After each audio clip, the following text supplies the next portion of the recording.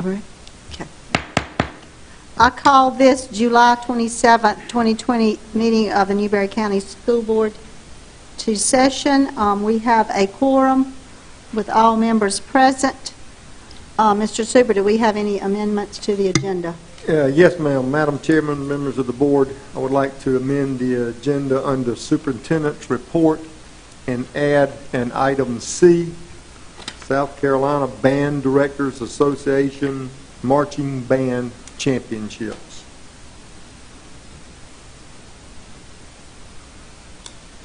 Okay, do I have a motion to approve the amendment? So moved. Second? Second. All those in favor? Aye. Thank you. All right, Ms. Reeder, I believe you have our invocation this evening. Okay. Let us all pray. Dear Lord, we come to you today asking for your blessings on Newberry County School District. We thank you for our superintendent, the staff, teachers, bus drivers, and all those that are involved in the educating and the safety and the nurture of all our children. Enable us, dear Lord, and empower the board and the administrators to make the decisions that support and encourage our teachers, parents, and the community. Please bless us with wisdom, patience, physical, and mental energy so that we can do the tasks that we volunteered and are being assigned to do so. Lord, we are facing a task that we have never faced before. Give each one of us what we need to make the best and the safe decisions for Newberry County School District. Accept our prayer today as an expression of our gratefulness to you and for all you do. Lord, we want to do the right thing. Give us the wisdom. In Jesus' name we pray and ask it all. Amen. Amen. Amen. Please join me for the Pledge of Allegiance. I pledge allegiance to the flag of the United States of America and to the republic for which it stands, one nation, under God, indivisible, with liberty and justice for all. We would like to welcome all of you here, and I would like to welcome all of those that are watching us this evening online. And we would also like to recognize our media that is watching as well online. All right. Mr. Suber, or is Ms. Ware going to do the... Yes, ma'am. I would like to ask Dr. Ware if she'll present the 2019-20 Boardsmanship Institute recognitions to our board members.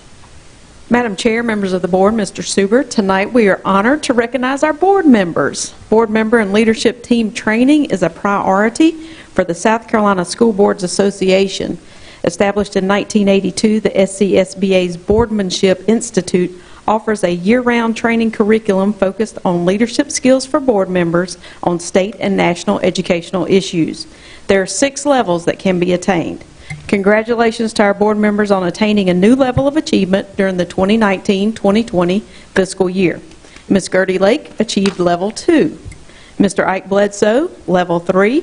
Mr. Quinn Curitan, Level 3. Ms. Lucy Ann Metz, Level 3. Ms. Jessie Reeder, Level 3. And Mr. Jody Ham, Level 5. Thank you all for what you do for us. We appreciate you. And we're going to give you a round of applause in here. So thank you. Your pins and certificates are already placed at your spots for tonight.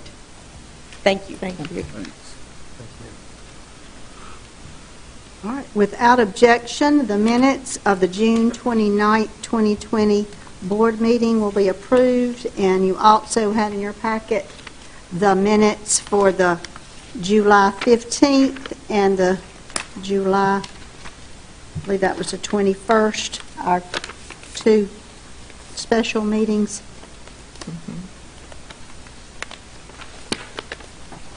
Yes, the 15th and the 21st.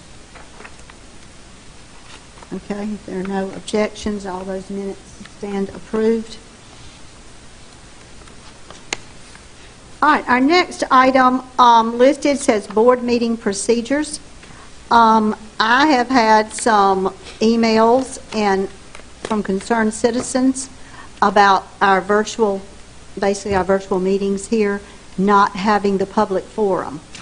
And if you all recall back, it was actually in our March meeting on March 31st, at the recommendation of the South Carolina School Board Association, we voted to suspend policy BEDH, which was the public participation at school board meetings. That was the recommendation of the School Board Association. I was just bringing it back up this evening because I have received some concerns from citizens that were concerned that we were no longer having a public forum.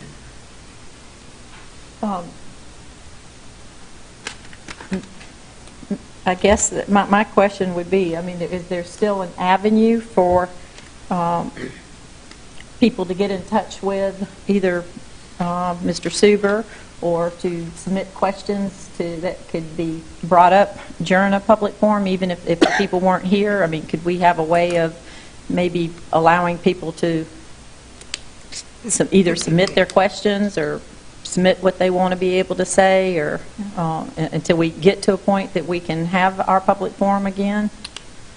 We'll just have to check with the School Board Association. I don't know what the legalities are there, but at this point in time, that policy is suspended. Okay. So, I mean, we can't do it right now because we have suspended the policy. Ms. That's Betts, a recommendation of the School Board Association. Okay. Ms. Betts, I know we need to hear from the public, but what I've tried to do is bring the comments and questions that I have received to our meeting and ask them.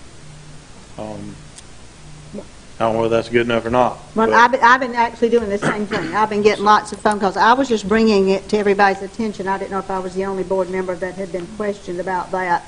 But just for those that may not have seen our March 31st meeting, we did address it then, and we had suspended that policy until we can basically get back to a normal, typical type of board meeting.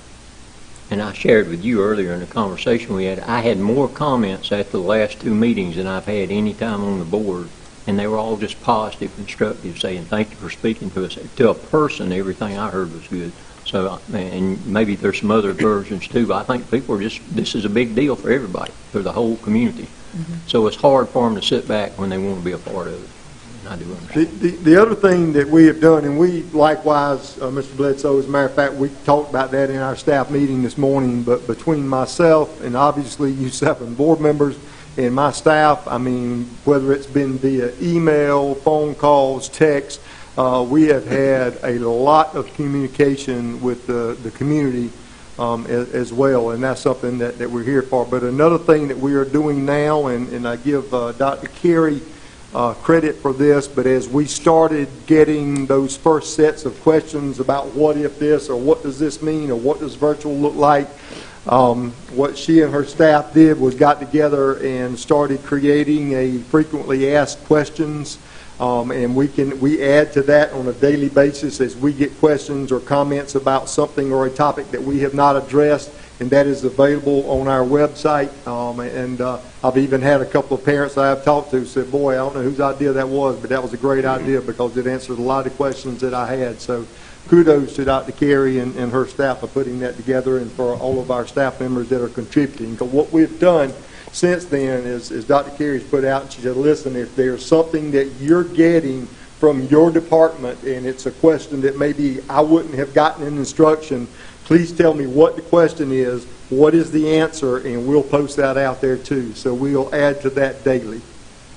I even had a teacher to call me the other day and say, boy, I don't know about the frequently asked questions, but I'm telling you right now, I've had parents bombarding me, and I'm looking and I'm able to answer something. As a matter of fact, when Dr. Carey sent the first copy out just to us as cabinet, I said, wow, that is wonderful. I said I had a phone call 3 minutes afterwards, and I was able to answer that question that I would not have been able to answer if I didn't have that in front of me. So I think that's going to be a valuable tool for us as we move forward. Where is it located on the website exactly?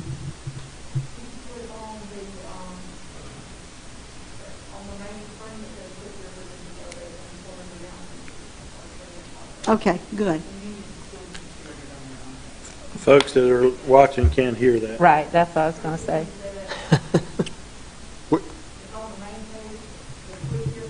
Oh, where is it? Yes, it is on the main page if you click on frequent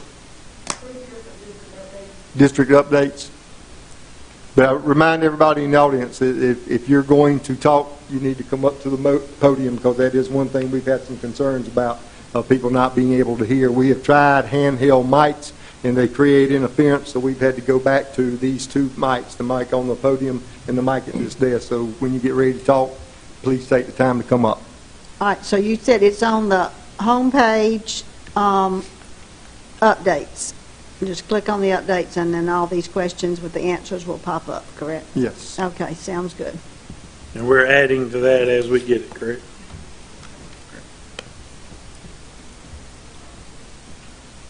All right. Okay, if there's no further discussion, we will move to our staff reports with Ms. Dowd.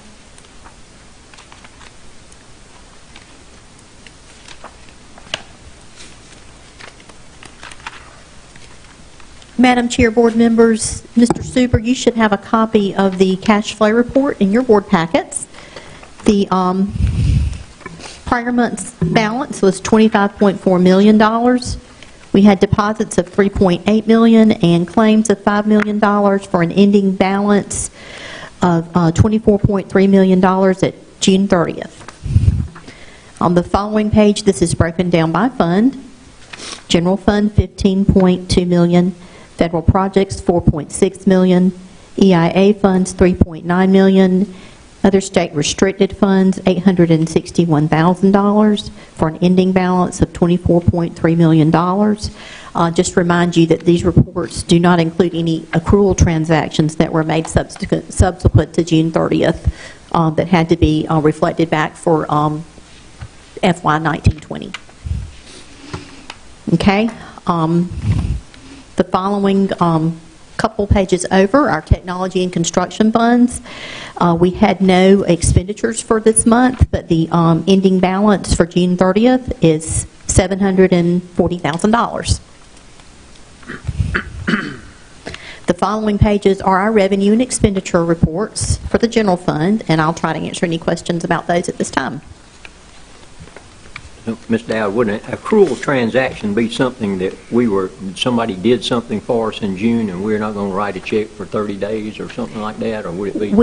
Anything that happened June 30th or before, at least prior to June 30th, we have to actually accrue those back because that happened in fiscal year 1920. So yes, sir. Is there any possibility that an accrual transaction would be a revenue, or is that now?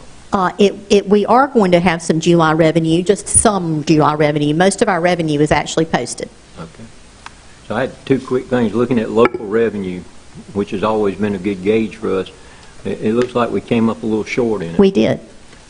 So before I jumped off the deep end, I went back and I looked at the end of the page, and I see that you brought the expenditures significantly under Yes, what we sir. budgeted. Do Yes, you sir. feel, if I were to ask you for an informal opinion of how we finished up this year, would it be fair to say that we're probably going to have a couple $1 million in? I don't think we'll have a couple million. Obviously, we are showing a little bit short in revenue. We are going to be getting about a little over $700,000 in the month of July because the property tax relief, all of that has not come in, and that's $608,000 right there. So we will get a little more revenue. On the expenditure side, I have not posted the fringe expenditures yet because that's typically a later posting of expenditures for our child nutrition program that I have to post. Also, we're going to be having more expenditures posted in July and August that are going to accrue back to our expenditure side. So we're not done. We have actually paid bills that accrue back even sometimes up into September, even though we try to cut them off by the end of August. So we are going to be having especially more accounts payable, not so much salaries or fringe benefits, but we are definitely going to be having more expenditures posted in the months of July and August. So I don't think we'll have $2 million. You think it'll be black instead of red? I do. I read an interesting thing today that the state of South Carolina had done a second quarter report.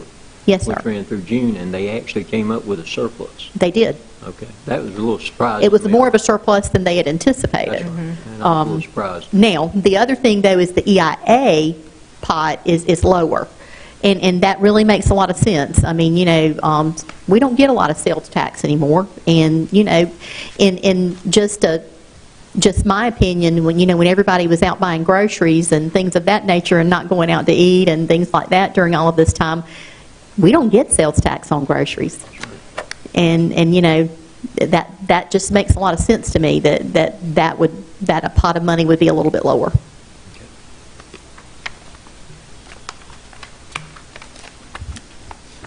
Any other questions? Good. Okay. We'll move on to our procurement reports that we give. The first two reports are an annual report, and it's just reporting if we had any emergency procurements or any sole source procurements. We only had 2 emergency procurements. They were actually during our time of right after the initial COVID out of school time started, and we actually needed to get the Bud Group to come in and disinfect our schools, and we had some additional supplies that we had to get from them also for our graduations. So sometimes when you have to do that, you have to have an emergency procurement approved, and we did do that for those 2 items with the Bud Group for $21,000 total. The next one is sole source, and that's just when you can actually do business with a vendor that is the only vendor that can provide that service. And we went with Carolina Training Associates for the Newberry County Career Center for some pneumatic tools training for a little over $8,700. They were the only source to actually provide that training back in January. Is any of that covered by that CARES Act money? You talking about the emergency procurements? Yes, since they were directly... Yes, sir. That was included in the CARES Act. Okay. Those 2 were. Okay. So just from my knowledge, what does electro-pneumatic mean? Electric and air? Jennifer, you answer it? Electric. I do numbers. No, just kidding. I never heard those 2 words used together like that. Oh, okay. So what is pneumatic? Electro-pneumatic. No, he's talking about the training. Electro-pneumatic training that we did for the Career Center back in January. Do you know? Yeah, it was. I'm just curious. I'm going to have to admit, I did ask about that, but I did not ask that particular question. What I gave you, I did ask that question, though.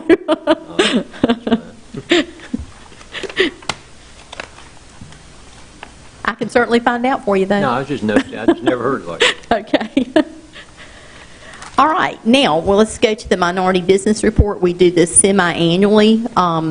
And so we did have a few vendors that we dealt with that were minority businesses: Crossroads Environmental, Lorick Office Products, Musical Innovations, DeCorte Excavating, The Flooring Connection, and Wilson and Associates. For the second half of the year, January through June, is $45,673 for minority business purchases. In this same report, we give you a total of our funds that were spent with federal supplies and services, general fund supplies and services, and building supplies and services, which was $3.9 million for the second half of the year. And then there's a little chart that shows how much percentage was minority business. And just reminding you that for minority businesses, they do need to be registered with the Small Business and Minority Contracting certification. There are 610 registered vendors right now. What we do from our end is that we do recommend that vendors do this. We encourage vendors to bid on and identify themselves whenever we are out for bid for any needs that we have in the district. For every possible scenario, when quotes are needed, a minority vendor is contacted and a quote is requested by using the Office of Small Minority Business Associations database. And all solicitations request that all vendors specify whether they are a registered minority business. And I'll try to answer any questions you might have.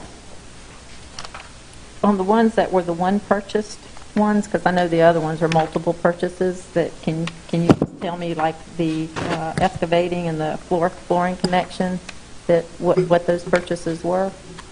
No, ma'am, I cannot. I do not remember at the time what we actually did with those vendors. I know that Crossroads Environmental is environmental testing. Right. I do not remember which office products. Typically Lorick is going to be typical office-type products that we purchase from them. Repairs are usually Musical Innovations does repairs on our musical instruments. DeCorte Excavating, they do grading and construction and things like that.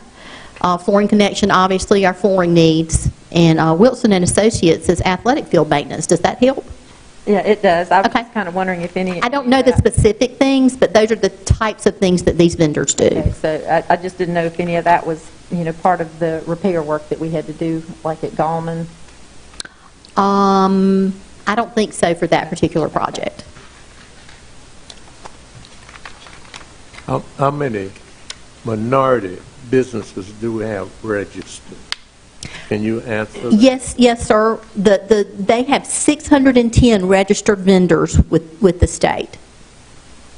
Okay.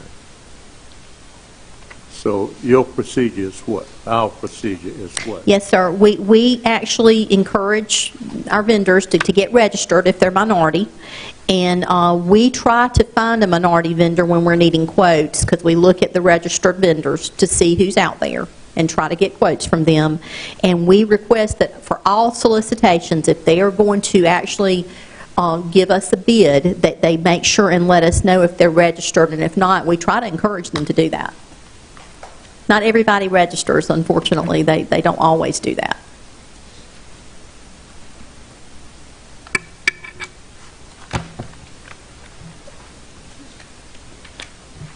Any other questions? Thank you. Mm-hmm.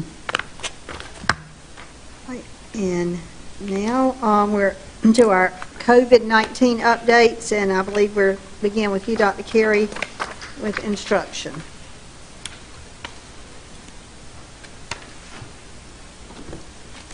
Good evening, Chairwoman Metz, members of the board, Mr. Suber. Just a couple of updates for you this evening. The first is for professional development. I know that's a question that has been on everyone's mind as we venture through this pandemic.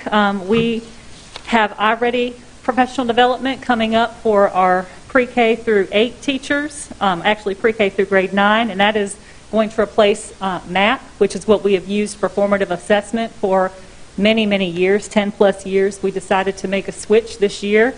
And we're really excited about it, and our teachers and our administrative staff are excited about it too. But that professional development will be August 6th, and that will be done virtually, and it's a 45-minute training just to get us up and running and ready for LEAP, which will be that following week. So that's why we're offering that the week before, because we need to know how to do the testing when the students come in for that. We're also offering through STEM Centers SC best practices in virtual and e-learning, and that will be for a number of our teachers, and that PD will be ongoing from August 3rd through the 19th, depending on what level the teacher is. I'm going to take my mask off because it keeps falling down. And there will also be follow-up throughout the entire year, so that the teachers not only get that one training, but they will have some on Wednesdays throughout the year, just to follow up and learn, continue to learn. And then, of course, our Schoology, our learning management system that you've heard so much about, we are actually pushing out the first training later this week for our teachers to do at their leisure, or they can wait until they return. That will be up to them. But there will be more intense PD for that when they return during that professional development week. Any questions about professional development? I have a question. That during the, I guess it's called LEAP Week, that the kids will be coming in for the testing, that the kids that have signed up for the e-learning, and then, I'm assuming that our teachers who will be doing the e-learning will be put in place by then. Will those teachers be testing those? Because those parents who've signed up for e-learning obviously don't want to come into a school building or be a part of that. So will their testing be handled by those teachers or done? Well, the State Department has made it very clear that regardless of which option the students and parents choose, they want those kids in the building for LEAP testing. Okay, so So they will be coming in, and we actually will be scheduling that during that 2-week period because we want to make sure we have time for professional development as well. But between that August 10th through 21st time period, 5 days will be designated for LEAP. We're going to talk with our principals about that tomorrow. And we're actually going to be providing transportation for each student will come one of those 5 days. So after we talk with principals tomorrow, they will be reaching out to the parents, and our plan is to get 20% of that school population, whether they're doing Newberry 1 or whether they're doing the hybrid, to come in each of those 5 days. So that way we can adequately socially distance the students and do the assessments. And you'll have a full staff of teachers doing that? So the Yes, ma'am. teachers that you've designated for e-learning and the ones that are doing hybrid, everybody's going to be Yes, available ma'am. to do that teaching? Yes, ma'am. Okay. How many children would that be total? Do we have just a guesstimate? A guesstimate? Well, I would say 4,500. We have 6,000 students and probably, let's say, 800-ish at each of our 2 big high schools, so between 4,100 and 4,300. Will the results of LEAP be just for in-house, or will it be for the state? I feel sure the state is going to ask us to send results in because they have made it very clear that they want a pre-test and a post-test. So this will serve as the pre-test, and I feel sure that the General Assembly will want those numbers to see where the students were when they came in and where they were when the year ended. So how will we as a district use it? Will we assess the results and set our curriculum accordingly, or just kind of catch it? Yes, we will. Once we have the training, after the testing has been completed, we're going to get additional training as to how to analyze those results because it is a new system for us. The nice thing about iReady, it also comes with I don't want to say enrichment software, but it sees where that student is, and with MAP, it did the same thing, but then we would have to take our MAP scores and import them into another system. iReady is one-stop shopping. So they'll see where little Susie is, and they'll be able to put her right where she needs to be in math, right where she is in ELA. And that's especially powerful for our kids who are going to be doing our e-learning program because that's something they can do in their off hours at home when they're not in front of that live teacher. And of course for our other students too, because on those virtual days that's something that they can do as well if they have internet access. But there's time built into it at school as well. All right, and that kind of dovetails into the next thing I want to share with you. So far, we have had 3,727 responses to our Option 1, Option 2 preference form that went out after the board meeting almost a week ago. Out of those 3,700 responses, 1,474 are opting for our Newberry 1 e-learning program.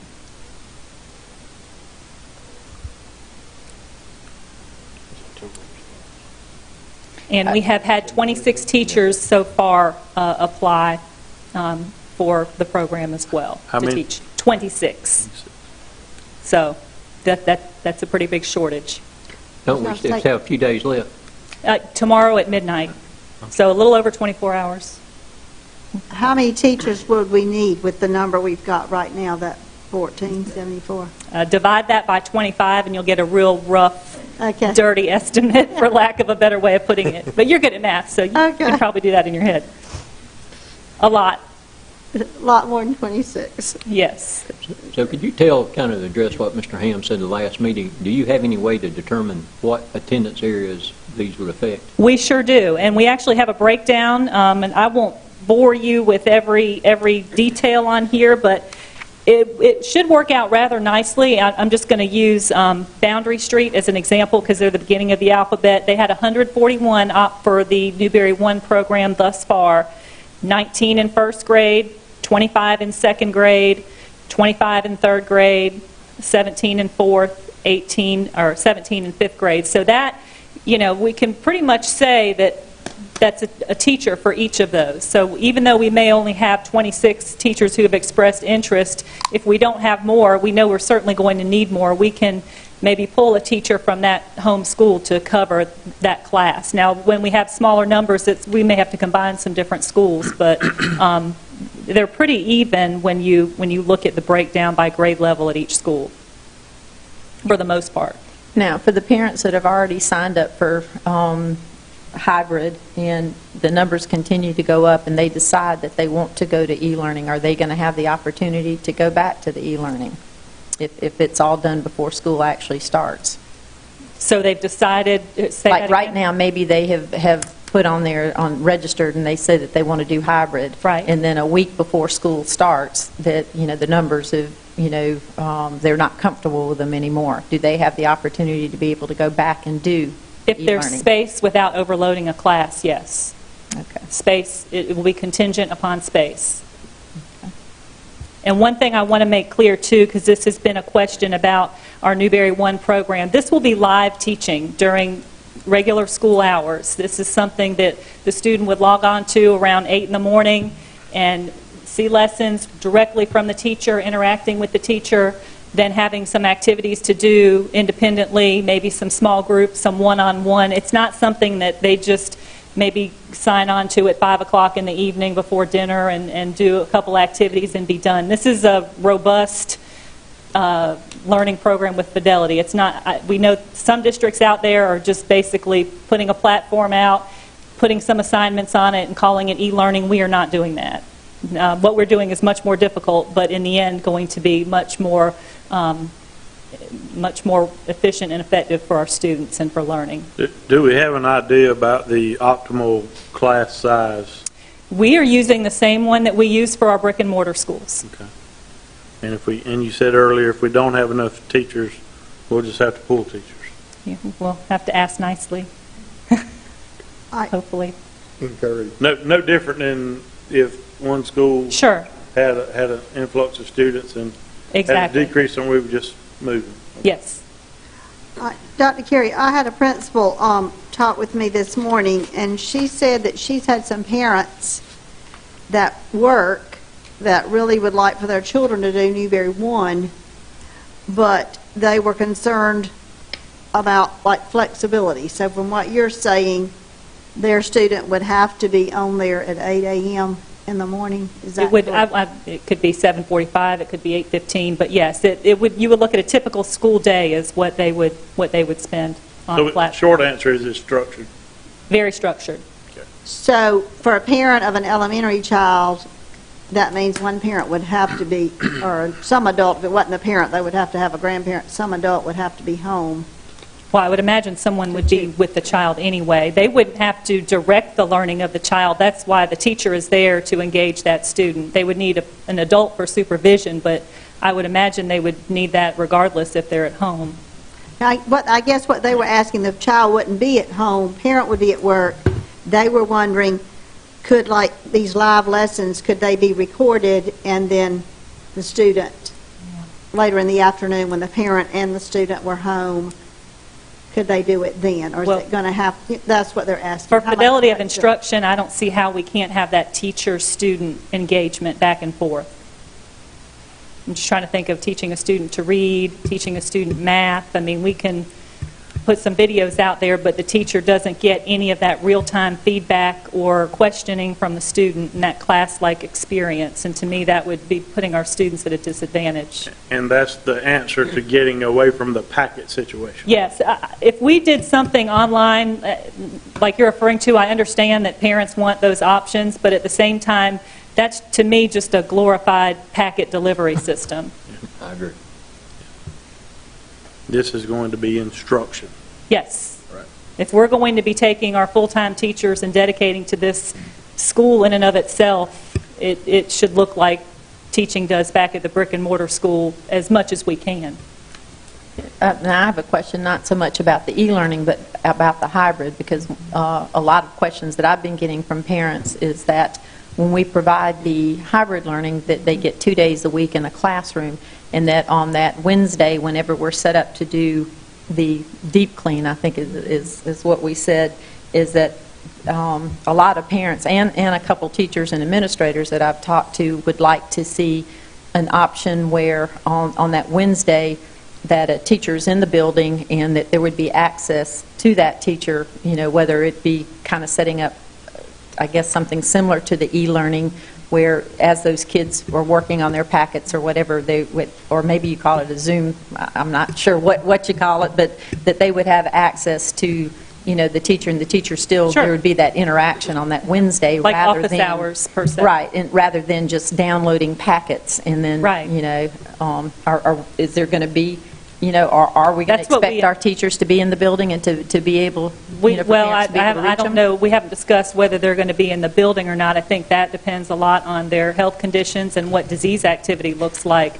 However, they're expected to have office hours and be there for those students, just like But, from 8 to 3. Those office hours can be, and sometimes will be, at home because they can't be physically in the building when we're disinfecting and misting and fogging the building. So we're going to have to work around that. Well, okay, and then are we on Mondays and Tuesdays, because there's going to be a different set coming each, the way that we have it now? Are we going to be doing that same deep cleaning between Monday and Tuesday? So, I mean, how do you, for the kids that are brand-new kids coming into the building on Tuesday, you've had another set that was there on Monday. I mean, how are you going to make the parents feel comfortable about their kids that come in on Tuesday? I think we covered this a little bit last week. We will be cleaning and disinfecting every single day. Right. There's a difference between cleaning and disinfecting on a daily basis versus doing what we're calling a deep sanitizing or disinfecting. Right. That's more with the misters and the foggers, but we're going to have all the disinfectant materials that we need, the spray bottles, the cloths, and the custodians, and our staff members will be doing that each and every day. If I'm a teacher in a second grade classroom, per se, and when my second graders leave for that day, to be perfectly honest with you, we're socially distanced. You probably got a maximum of 12 to 13 kids in the room. I'm going to take my sanitation items and the sanitizer, and I'm going to go ahead and wipe down my surfaces, wipe down the desks, wipe down the high-touch areas. But you also have a custodian that is coming in later in the evening that is doing some of the same things. Right. So there will be I constant just had a cleaning. lot of questions, and so for me, even though you discussed it, again, for those parents who want to know that if my child's coming in on Tuesday behind those Monday kids, then, does my child get the same, sanitized classroom, that the kids that are coming in Monday, because you've done a deep cleaning on the Wednesday and then on the Saturday? Every day, but you don't, and we had some of this discussion, and we are putting together a schedule in collaboration with our new cleaning company. I saw this from multiple districts, but one of them, some of y'all might have seen it, but obviously Charleston County is a huge school district, but they're using some of the same machinery, the same disinfecting materials that we're using, the foggers, the misters. You can't physically do every school in this school district on Wednesday and do every square foot in every Right. building. Okay. So what we'll have to do is, it may be a Monday evening starting at 4, where we might do the 5th grade wing in an elementary school. Right. The next day, the 4th grade wing might be done. That's going to have to be spread out. Right. It can't all be done. It's No, physically and that impossible makes to do it all sense to at me, one time. but the thing, why I wanted, again, to repeat it, is because I've had so many people asking that question. So for the parents who didn't get it or understand it the first go-around, Right. for them to know exactly what we're going to do. Absolutely.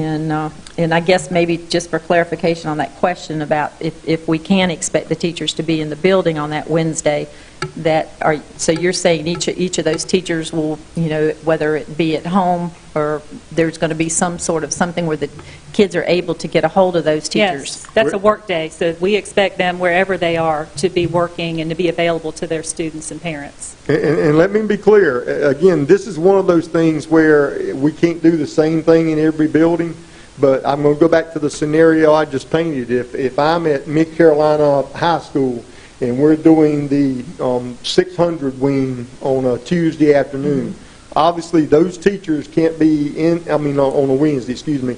Those teachers can't be in that wing, but they can be working virtually from home, okay? That doesn't mean that teachers on the other end of the building can't be there. So we're going to have some flexibility to make Right. this happen. Well, I mean, I understand the flexibility, but I guess the concern of what I'm hearing is just making sure, again, it's that, one district, one mission, that, what one school may do, then that you've got teachers that maybe that they're going to be required to be in the building because, maybe they're on that end, and then you've got another school that maybe those teachers, that a principal just says, well, just for the sake of whatever, you can do all your stuff at home. And so my concern is that when we put the instruction out there, that the instruction is the same, for all the schools. You mean the curriculum instruction? No, I'm talking about that, as far as the teachers. The that, expectation? The expectation being the same, because if you have, some teachers that get to work from home and other teachers that don't get to work from home, then you've got the teachers that are having to come in saying, well, why does, Susie Smith get to work at home and I've got to be here in the building? So. And the example I was using is because we're disinfecting that area of the building. I understand that, but it doesn't mean that it's always that same wing that gets No, it done doesn't have always to on be. I that just use same. it as an example. Right. But I'm just trying to clarify what I'm asking so that everybody's on the same page. Okay, thank you. And what I think Ms. Lake was mainly getting at was that Wednesday, a hybrid teacher won't have any students coming in the building. Correct. So we're very hopeful that on that Wednesday, that teacher, whether it's Zoom or some kind of method, would be able to reach out to both groups of her students. I know Wednesday's not a day that you're in school, but it could be a day that they can, maybe in some way could see their teacher. Well, it's a work day, and Face-to-face. the only thing I want to caution against is a whole class type Zoom, because we have to remember a lot of these students who are going for our hybrid option don't have internet access at home. So my concern with let's have a whole class Zoom just to check in, we're going to leave some students out, and I definitely don't want to do that. So, but I do want those teachers to be available for those students, whether it's by telephone, by email. It could be a one-on-one Zoom type conference through our Schoology platform, but I just want to be sure we treat everyone equitably. And to piggyback on that, that's even going to occur as needed, even though the teacher may be in school teaching Group A. If a child from Group B has a question, I'm assuming that child would have access to that teacher. Sure. They may send an email or a call, and, it could be that teacher's planning period, and she gets back to that student, within the 30 minutes or an hour, or even more quickly, or after school. And back to my question earlier about class size 20 to 21 is what we shoot for normally, right? It depends on the level. For our smaller students, our younger ones, we like to go closer to 21, 22. For our older ones, 25-ish. Okay. We have to err sometimes depending on course requests. Sometimes it's a little less, sometimes more, but that's what we'll shoot for. And I have another question. I'm going through here my list because I wrote things down as people were calling and tried to go through as many emails as I could. Is that, are the e-learning students, are they allowed to take classes at the Career Center? Yes. I know we addressed that last week, but I still this week have a lot of questions about it. Yes, we don't want to take that opportunity away from our students. Now, if it's a business ed class, those may be, you may be able to do those virtually, but by and large, I would say 90% of our Career Center classes, they would have to physically come to the Career Center for, and we are okay with them doing that. We want to have access, and that could be the same for an AP class or JROTC, something that is not able to be offered online. We want to be able to provide as many opportunities for our students as we can feasibly. Dr. Carey, are we going to flex the Career Center schedule at all to allow possibly more opportunity?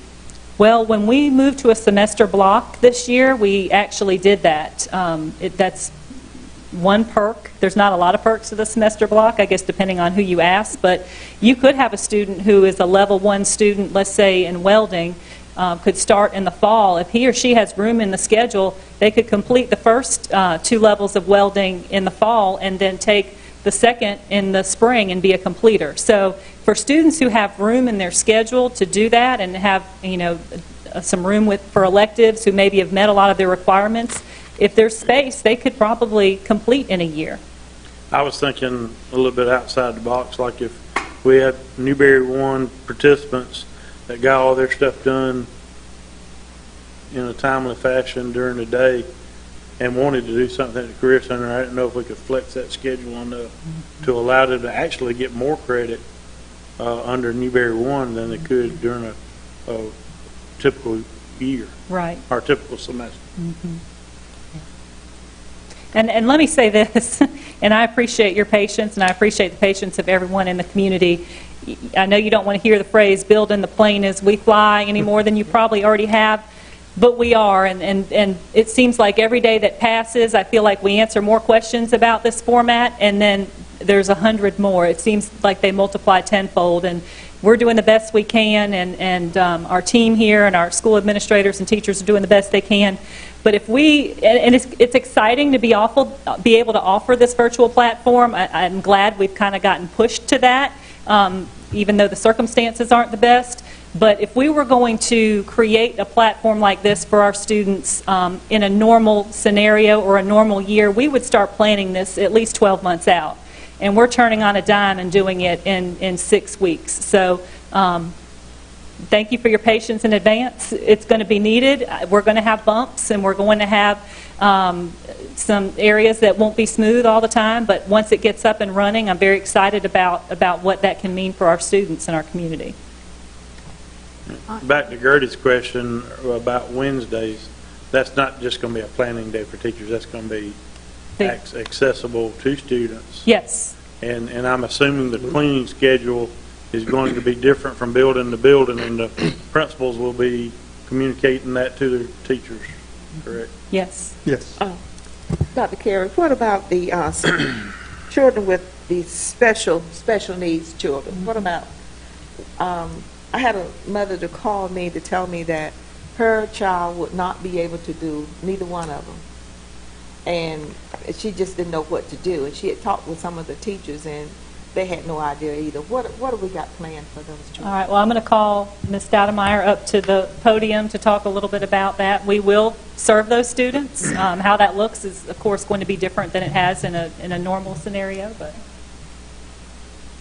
again, thank you for your patience as we work through this, and I don't know a better way to say that. What we'll have to do is figure out how many children opted for the Newberry 1 and how many children opted for the hybrid, because the hybrid is all that we're offering right now. So ultimately, everybody is going to have to do one of the two, okay? A child who does the virtual 1, we will do an IEP meeting and update those IEPs to reflect the virtual. If they are part of the hybrid, we are going to start putting contingency plans in every IEP for every child, so that should we have a hurricane that takes 2 weeks and we're out of school again, this happens, or another pandemic, good Lord willing, that doesn't happen. But that's a recommendation, and the state, every district in the state uses the same program to write IEPs, and the State Department is working with that company right now to put those contingency plans into the program, and we'll begin to write those contingency programs for children. Know this, children who are speech only, they receive maybe 60, 90 minutes of speech a week, their contingency plan might not have a whole lot on it, because they will be doing in a crisis like we've been in what everybody else is doing. It will depend on that child and the amount of services that they have. But right now, our two options for everybody are the virtual or the hybrid, and I'm anxiously awaiting to see how those numbers fall out. I did share with a parent today, I have some concern because of the length of time of the virtual. That would be a big stretch for some of our lower functioning children to do the virtual and do it all day long and that sort of thing. Because I'm still leery to say we can make it real different and it still count. And I'm adamant that if we're going to have them in school, we make good use of the time that they're here, and I don't want it just to be doing something for the sake of doing it. Does that help? Yes, ma'am. Thank you. Thank you. What does a contingency plan mean? Is that one plan fits whatever criteria is in it? Every child who has an IEP will have a contingency plan, so that if we had known this was coming last September, we might have written a contingency plan for all 859 of our special needs children. That would have then put into place what they needed on March the 16th. We didn't have that, so what we had to do was provide packets to our children. I sent letters to every parent explaining that we were doing, reminding them again that special education is access to general education first, and that we were trying to provide them access to the general ed curriculum. All of that took many hours, many documents, 859 children over. Everybody got one? Mm-hmm. The contingency plans, the hope is that if we ever have something like this again, those are already in place. And those conversations we will have been able to have face-to-face with parents and not after the fact like we had to do in March. So aren't there a number of special ed students that have underlying medical conditions? I was fixing to ask that. I mean, I don't know statistically that there's any more in special ed than there are in regular ed. Based on my experience of the people that I know who have underlying conditions, they weren't in special ed in school. And typically your special ed population runs to be about 10% of your total enrollment. I would probably defer to Ms. Ulch and what she knows about our nurses knowing about our kids. I would bet we've got as many in regular ed as we do in special ed. At what point, if they have an underlying health condition, at what point would homebound become an option for our special ed students? We try very hard as a school district to avoid placing a child on homebound. The law says you go to school for 180 days. The law says you're obligated or you are to be offered X, Y, and Z. At the point that I say, Mr. Ham, you only need to come 4 hours a day, am I really doing what's best for that child? Which is where medical homebound comes in. So if a family has a child that they feel like has underlying medical conditions, and I've talked with some of them already, we have some children who've been on homebound since I've been here. The doctor makes the decision every year they need to be served at home. Dr. Hunter's office and I have had some conversations. I'm really excited to hopefully be able to use some of our virtual platform for some of those kids who are on medical homebound who can't come, where a doctor has said they're too sick, because we struggle all the time to find homebound teachers. And the answer we got back today kind of excited me. It was, if a child is on your hybrid model, the doctors put them on medical homebound or intermittent medical homebound, then you have to provide those hours. When they have an IEP, that then becomes an IEP team decision, and we determine how those hours are made up. My hope is that if I can't find a teacher, or the child is really so sick I shouldn't be sending a teacher into the home, that I'll have some flexibility and a team can make that decision of what to do. Okay? Thank you. Dr. Carey, I have a question that was asked of me. How is attendance going to be taken for the hybrid children on those 3 days that they're not at school? Attendance would be taken the days that they're actually at school, and then we would not take attendance for the days that they're virtual, because those teachers would not have a way to check in with them while they're teaching those other students. So their attendance would be shown really by the work that they turn in when they return to school on their second hybrid day that week or the following week. In the event they don't turn it in, what do we do then? Well, then our grading procedures that we have in place would go into place. Not the ones that we put in during the pandemic that were very graceful in a situation that called for that, but our standard grading procedures would be in place. So basically what we're saying, if the child was there the 2 days in school, did the work, and unfortunately the 3 days they were home, not much work got done, I mean, they probably would not pass, right? If they didn't turn in any work? Right. 3 days out of every 5, they really didn't do any work. Yeah, I mean, they may not. I would hope that in that case, once the teacher sees that pattern starting to manifest itself, that the parents would become involved, just like we would in a regular situation. I just don't know how our teachers could be expected to take attendance for students who aren't physically there and not involved in our e-learning program. I just didn't know. The question was asked, and I didn't know if there was going to be some way through their computer that they were going to have something they would have to. Because let's remember, not all of them are going to have internet access either. But attendance is going to be based upon effort. Attendance will be based upon the 2 days that they physically come to school. Okay. For our hybrid students. But if they Now, don't, for e-learning, they'll be expected to be interacting with that teacher daily, and they will be taking attendance and putting that in Power School in our Newberry One e-learning program. I guess what I'm getting at is, you can take a child, attempt to do everything we ask them to do. They're present. But then they're going to be graded on the quality of their work. It's going to be a twofold thing, correct? Yes. So the grade won't have anything to do with the attendance. I guess indirectly it will. Well, certainly indirectly, but Yes. but if they tried, they're here. If they failed either after trying, then the quality of the work is what determines their grade. Yes, and hopefully there would be some interventions if the work wasn't of the quality it needed to be and their grades were suffering, yes. Well, I'm hoping and I'm assuming that each school would have, of course, the teacher would know, a teacher will know if the child's not doing, and, our guidance and everybody would reach out to that family to find out what we could do. Yes. To yes. help. Is it just, need someone, mom's at work or whatever, because I know that there's one church in our community that's already, has had plans how they could help children. Good. in their fellowship hall to, socially distance and help That's a them great with those idea. days. So I thought it may take our community to step up for a lot of our children if teachers realize that Yes. some families need some help. Yes, yes, sir.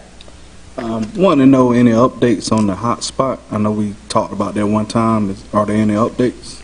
There is one, and I'm going to defer this to Mr. Suber and Mr. Rawls. We got some exciting news from the State Department over the weekend, and I'll let him share that. The hotspots, I think we shared this last week, but the original set of hotspots, we were not a qualifying district, but we did get some information over the weekend from the State Department, and they sent, matter of fact, I saw the email come through right before we came in here, but they are sending us some information about what the rest of the school districts that were not those priority districts can expect, and we're going to have to fill out some paperwork. What we have been asked to do is try to chase down the projected salaries of the students that we feel will qualify, and we're starting to put those numbers together, and we'll have to send that to the state and see how much we get funded for. But there should be, according to what we're hearing, there's going to be more money than just the money that is coming from the CARES Act for the priority districts, because we were not labeled a priority district. I just asked because I know as Dr. Carey was speaking, she made a point about every student won't have access to the internet. So I was just curious if they don't, and we had, I think, 1,474 students signed up for virtual, how would we be able to help those students if majority of those students have need internet access? And if we have more students than that, so just curious to know. Well, very obviously, the money that we get, the additional money that we get, that is what that is for. But the other thing that I saw over the weekend, and some of you may have seen it, I think that the State Department has had some conversation, and some of the fiber providers, if there is a house, or we've got students that live in a house that actually could access fiber, but they just don't want to do it or don't have the money to do it, my understanding, based on what we have been seeing, is that they will actually run the fiber to the house, and then I think through the month of December, if I'm not mistaken, the state would pay for it, and then after that, then there's some question as to who would pay for it from that point forward. But I think between the state and local government, and we've got some people here. I've had conversations with the city. I've had conversations with the co-op, the possibility of getting some help there as well. So I think we've got a lot of people that are willing to support us. It's just a matter of finding out how many people qualify and what kind of extra money we're going to get to make it happen. Mr. Suber, talking on that, have all our laptops, because I know at one point that we were still waiting on some of them to come in, and iPads, have they all come in? No, ma'am. Some of them won't be here till second or third week. And are they all here now? Okay. Okay, so more than likely then. Okay, I'll wait then and let him speak to it. I won't make you say it twice. He's got information I don't have. That's a good thing. Okay. And I don't know if this is a question for you. So if it's not, you direct it to, okay, or tell me who I ask. But I've had several parents ask that that once all the instruction and everything comes together, could we put on the website, if it's not already there, what policy, or what we will follow if should a teacher, should a child, or anybody test positive for COVID in the school, and what the procedure is going to be, and how y'all will handle that. That if you could put that on the website. I'm going to let Ms. Oaks answer that, because they have been working very hard on both of these documents, and I'll let her share that because they just got through with the final document. Yes, absolutely. So in the... I didn't mean to run Lynn off. No. She appreciates it. In the staff toolkit and the parent toolkit, it has exclusion and classroom guidance, and that's why we want to keep those cohorts together. So what will happen, and DHEC is trying to finalize exclusion, so it may change a little bit. What's in the toolkits is what we know of right now. So if we have a positive case, we're going to follow that, but I can promise you my first call will be to my DHEC EPI person to help with that guidance as well. Okay. But the way it stands right now and the way it's written in the toolkit is if there was a positive in a classroom and social distancing is not reliably maintained, then that whole class and the teacher would be on quarantine for the 14 days. Okay, yeah, because I don't know, and I don't remember because I didn't write it down, but they said that they had been on a website where a particular school district not too far from us had listed the procedure, and they said that, for them just to be able to know that should something happen, they already know what the procedure is going to be. Sure, absolutely. And it's in those toolkits, absolutely. Thank you, ma'am. Wait 1 minute. While you were up there, let me ask you this question, because it was put to me.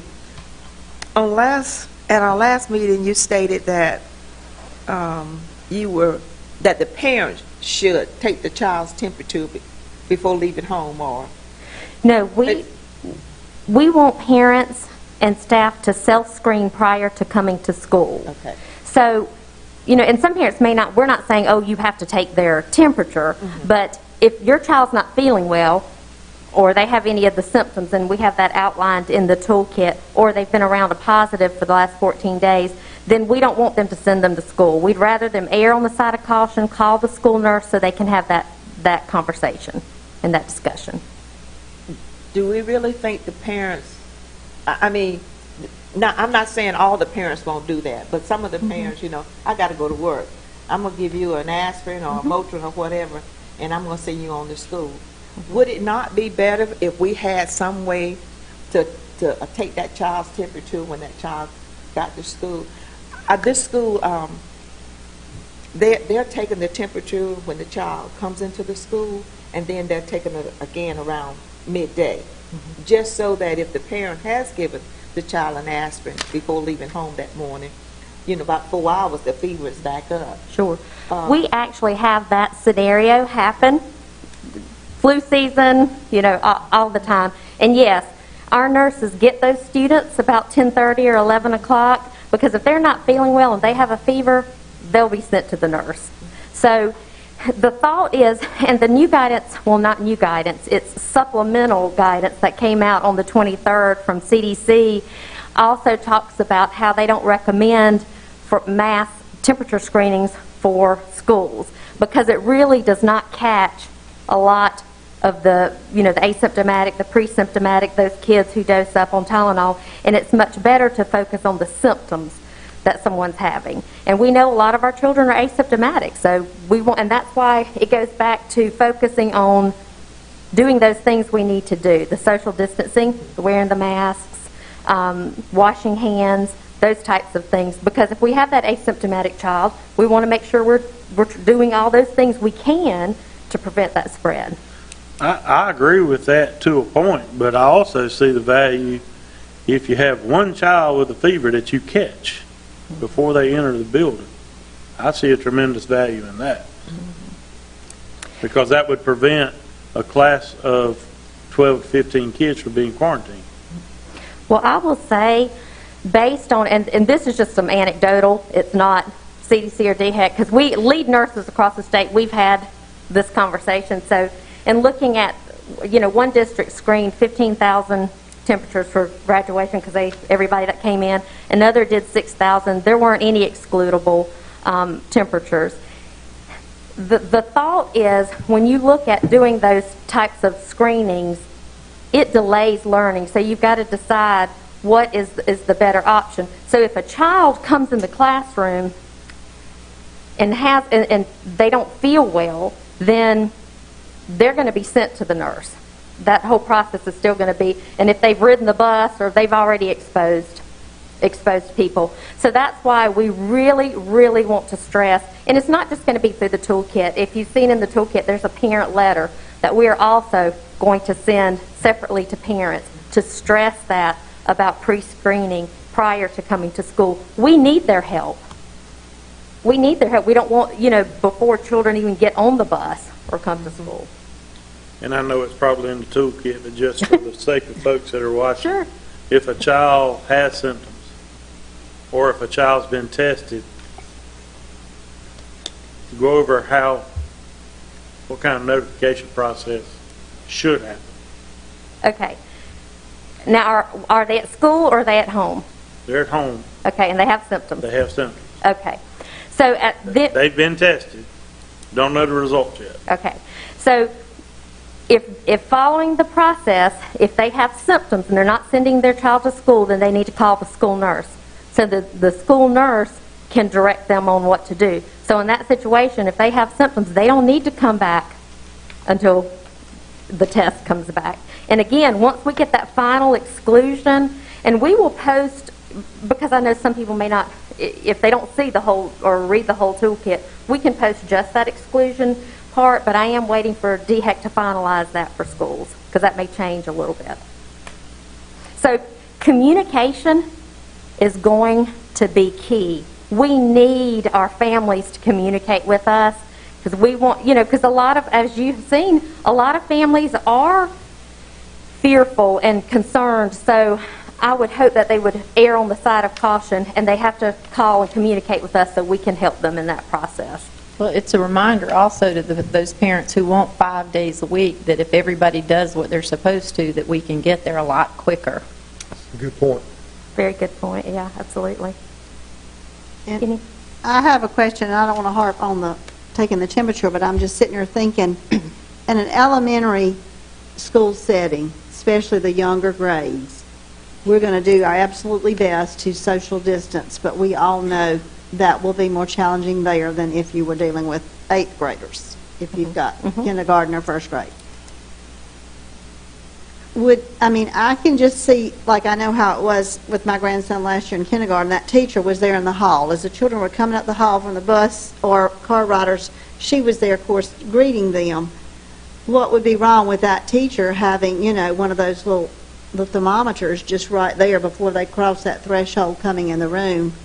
We have had Just teachers checking. ask if they could have thermometers in the classroom, and this is what concerns me about that. Okay. We know the majority of our children tend to be asymptomatic, and I worry about a teacher having a thermometer because they're going to be worried, so I can just see them checking all the time, and it's a false sense of security versus how the child is actually feeling. Because if a child has a fever, they're going to feel bad. And I promise you, especially now, if there's anything out of the ordinary, our teachers will be sending the students, for sure. And we also, with the now requiring the masks, and, in the hallways, all the transitions, that will help decrease that transmission. So if you had a child who was sick, once they're seated in the classroom and they're socially distanced, by doing those things, if there was a child who became sick at school, that will help limit transmission to others. So that's why we have to stay focused on those main things. Yeah. Yes, sir. How many nurses do you have total? We have 12, and we are in the process of hiring another one for the Career Center.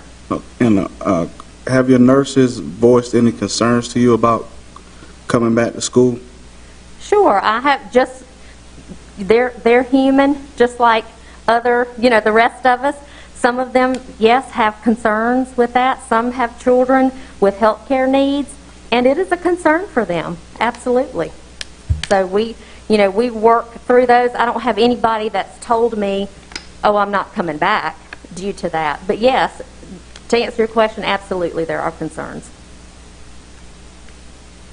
And they're having to make the same hard decisions of a lot of our families, having to make which one is the better option.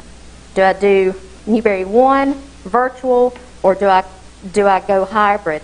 And one thing that we are going to post, something that CDC sent out also on the 23rd, was almost a tool for parents to help them make that decision. So I thought it was pretty good that it helps them think through, because no one can make that decision for someone else. And even if you're making the decision, you're going back and forth because it's so hard. What is the right thing to do?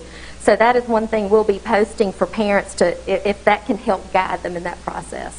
And I've had some parents call me because they're unsure and they're asking about the exclusion and things to make that decision. I guess it kind of fits in here, but it's actually directed for Mr. Suber, is that, I have had some teachers and administrators ask as far as, are you going to be setting up protocols also for like the parents coming into the school, so that, maybe that parent that maybe doesn't have an appointment, they're upset about something or they want to talk to somebody and they just kind of show up at the school. And then if that administrator is available, they'll meet with them, or if a teacher happens to be available, they'll go ahead and meet with them because they're there. Are we going to be setting up protocols as far as that parents are going to have to actually make appointments to, if they want to talk to a teacher or to administrator, Yes, rather than just showing up? Yes, we will encourage that. We also will encourage trying to have as many conference calls, if they will, or via, if they want to do a little individual Zoom session to talk to them. So we'll certainly encourage that as well. But we're going to limit visitors, parents, to the main office area. So as opposed to, we don't know who's coming in, who's been exposed, who hadn't. So we'll try to have a conference room area where those conferences take place. If the teacher is involved, then the teacher can come up to the front, but we're going to try to keep them out of the commons areas, certainly out of classrooms, so parents will be limited to the administrative area of the building. Okay. And I would like to add to that, if I could. Our process will be if someone comes, because now when someone comes to a school, they have to ring the bell. So there will be, the office staff will write the person's name down, the time, and they will ask them the questions. Have you been around someone who has tested positive within the last 14 days? Or do you have one of the symptoms? And they'll read that off. Because if they do, we don't want them to come into the school building. So that process will be in place. So then if they're cleared to come into the school building, we have that record. Because if this parent is meeting with the principal, again, they're to do social distancing, wear their masks. But if there is a positive for one of either the principal or the person meeting with the principal, then we would be able to help DHEC in determining, okay, this person was here on this day, this time. Right, which I think is a good protocol, but I guess with, from what I was hearing, that, that a lot of times, parents, they may ride past the school and all of a sudden they decide, oh, I want to go in and talk to so-and-so about such and such, just to kind of, because these are different times that, again, because I know a lot of businesses now have locked doors and you have to make appointments in order to be able to go in and conduct your business. Same thing with the banks. Well, certainly everybody has a cell phone, so certainly we will defer to phone conversations first. Yes. We are encouraging before we do face-to-face. Anything that can be handled. If the phone's not good enough, maybe a Zoom or FaceTime or whatever. So. Any other questions for me? Okay. Thank you, ma'am. I have a question, and I don't know if it's for Dr. Carey, if she's going to have to come back. We have had, or I've had many concerns from teachers about our substitutes and how we're going to be handling getting substitutes should a teacher have to be out. And one teacher, or well, a principal this morning said, I don't know if we've already done so, but that we would certainly be talking to our ESS and asking them to go recruit some retired teachers. Their suggestion was that maybe Ms. Ware could give them the list of, recently retired teachers and just reach out to them and see if they would be willing, because we're going to need, obviously, a qualified person in a classroom if a teacher did have to be out. Yes, ma'am. I reached out personally I actually met with the vice president of ESS and had this same exact conversation a couple of months ago. Dr. Ware, I don't want to steal your thunder because I know maybe you've talked to him since then, but we've had multiple conversations, and I pointed out that, I don't think it's brain science. You're going to have a teacher shortage as people decide that they're going to resign or retire or whatever, but some of that is going to filter back to the pool of substitute teachers that are available, and some substitute teachers may not think that it's worth their time and effort to come into the classroom today. So they have been aggressively recruiting and trying to go out and add to their pool of instructors, and we even had that conversation about the retired teachers and us. So I don't know if they've asked for those numbers or those names, but if they hadn't, we can certainly give them to them, and that would be a viable option to get some of our retired teachers that might be willing to come back and substitute. Anything you want to add to that, Dr. Ware? To the microphone, please. While Dr. Ware is coming, I know ESS has reached out to the list that they had on, well, before school ended, and asked them were they coming back, would they come back, so I know they have reached out. Yes, they have, and they actually sent me something to post on all of our stuff for recruiting purposes, trying to boost their pool of substitutes. We are scheduled either this week or the first of next week to have a conference call to see what those numbers look like for next year, and hopefully we can work together to get more substitutes available for our teachers. Dr. Ware, I know we had 148 teachers or staff above the age of 61. Are we going to do a similar study on our substitutes? I can work with ESS to see what their numbers look like, to see if they would provide that information to us. But without knowing their pool of people, that would have to come from them to us. Okay. My logic is that may limit, even though they may have 200 people waiting to be substitutes, but when you start looking at those numbers, those folks over 65 may decide now I want to do this anymore. Mm-hmm. Yes, sir. Well, I don't shoot the messenger here, but the teachers that I have talked to feel like, in light of what Mr. Ham just said, which is you think of sometimes substitutes can be older retired folks that may not feel comfortable, that we need a plan of action in place, and that we're probably going to need possibly to look at maybe even curriculum coordinators having to step up if a school needs a sub somewhere, even someone from the district office, because, most folks are educators. And I mean, we're talking Absolutely. extreme. We'll have all hands on deck. Two principals that have said, if I have to, I would certainly go in a classroom, because it is one team, one district, one team, one mission, and these are unprecedented times, and we just going to have everybody ready to step up to the plate. Absolutely. And they just think that we need some kind of plan of action, like you would know who, and when I was talking about this extraordinary pool of subs,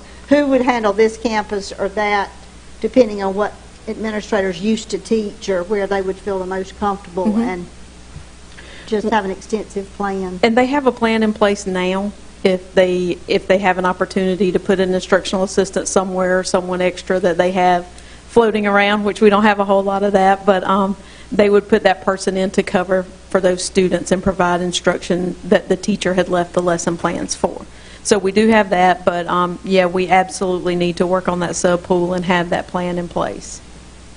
I'm going to piggyback on Ms. Metz, because I've also had some teachers and different administrators that, have, I guess, trying to give suggestions or, have you thought about this, or is this something that's possible, with them saying that, if need be, of course you want everybody in their proper positions, but, this is an unprecedented time. It is. And so it may take, people, whether it's some of the administrators that may have to step into place, or even some of the district office people that may have to step in place. And I know that I was talking to another school district in Columbia, and they told me that they're doing the same thing, is kind of letting everybody know that hopefully this won't have to happen, but if it does, in a classroom needs to be taken care of, then, you got to do what you got to do. You do. Yes, you do. Absolutely. And we've had some conversation on having a sub designated to each school. Just go ahead and assign one each day. It can be done that way. I've talked with ESS about it. We've had some conversation in here, so we may go ahead and pull the trigger on that and say, okay, you're assigned to this school every single day. You're going to go there. Yeah. I don't know what that looks like when it comes to finance, as she's having a heart attack over there. But those CARES funds, they just keep multiplying and multiplying, right, Ms. Dow? Well, I mean, you're going to be in a situation, too, where you've got teachers that aren't going to be able to complete the year just by, because they're pregnant, and they're going to, Correct. they'll have time to come out. So just the everyday thing, not just worrying about, Not just this. The pandemic, so you've got subs that you're going to have to worry about coming in long-term there. Mm-hmm. Now, just to clarify it, I wasn't talking about, if somebody has to step in, that they would step into those positions. Right. It's just those emergency positions. If you Correct. have a teacher go out with COVID or, and you can't find a sub, then I mean, we're going to have to look within Yes, in we will. order to fill those slots. We will. Do you want me to go ahead and do my HR update since I'm up here? Yes, ma'am. All Go ahead. right, all right. So right now we have 3 unfilled teaching positions, and 2 of these positions were folks that were offered contracts over the summer and decided not to turn those contracts in. Then we have the 1 nurse position at the Career Center, which was an added position, and we have 1 instructional assistant position right now. So those are the only positions that we have. We have a part-time math at the adult ed that has been posted for a long time, but it's really hard to find certified math teachers in addition to finding someone part-time. So that's what we have when it comes to our staffing. I watched the board meeting or the work session last week. I know you've gotten a lot of questions about what's our policy, what's our practice, our administrative rule for if a teacher gets sick and they have to be out. So we have 2 administrative rules that I brought in May to you, GCCR2 and GDCR2. That address employee absences related to COVID-19. So it's related to the Families First Coronavirus Response Act that was passed. And generally, the Act provides employees that are covered by the district 2 weeks of paid leave at the employee's regular rate of pay if the employee is quarantined or experiencing COVID-19 symptoms and are seeking medical diagnosis or waiting on that. So they would have the 2 weeks that would not count against them. If they have someone in their family or someone that they have to care for or they are the sole provider for, if they have to be out to care for them for 2 weeks because of their quarantine, then it's 2/3 of the employee's regular rate of pay. That's from the Families First Coronavirus Act, okay?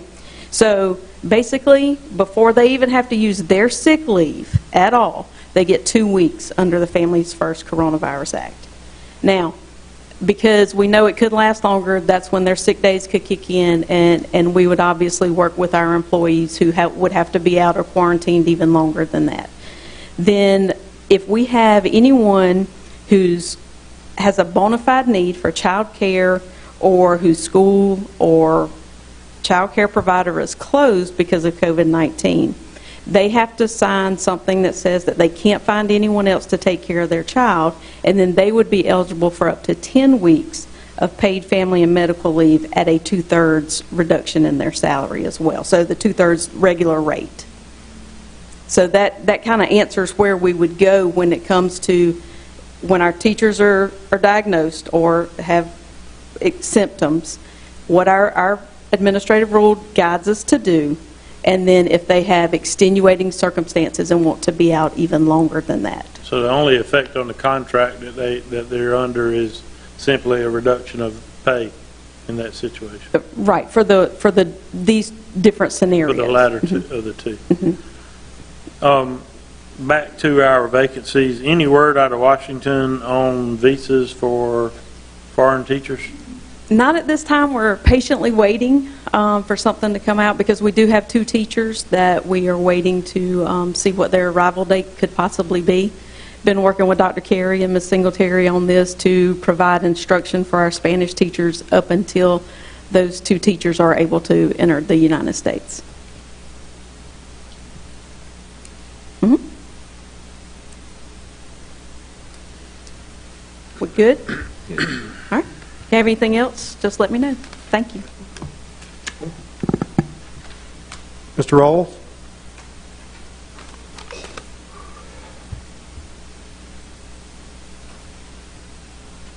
Madam Chair, members of the board, Mr. Super. A quick update on laptops and iPads. It seems that we do have received all of our student devices, and so we're in panic mode now and down to the nitty-gritty to get them all the software loaded up on them and get them imaged and get them ready to distribute to students at the beginning of school. So Because they'll get them for registration then. it's possible. Yeah, we're still working on that a little bit. So that's the aim. Okay. So it'll be right there along there. Just to touch a little bit back on the hotspots. Yes, we got some good news that we can apply for some hotspots. There's some other requirements that are going to have to fall into that as well, not just income, but if you have internet service in that area that you could connect to a provider and not use a hotspot, we've got to try to identify that. We also have to identify folks that aren't in our pupils in poverty database that may meet the requirement or the income requirements that would make them eligible to have a hotspot as well. So there's some of that we're still crunching numbers on. I know we're getting deep into this, but we did a survey end of last week.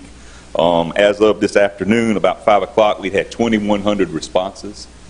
In those responses, about 75% of the ones that responded are indicating that they have adequate, reliable internet at their home. So that leaves you about 25%. So I don't know, we're going to shake that number around a little bit, but even when we get to that, we've got to identify if there's internet available at their home or their residence, or household, I think is the correct term. And then there is some language there that some of these dollars could be spent to connect them to that.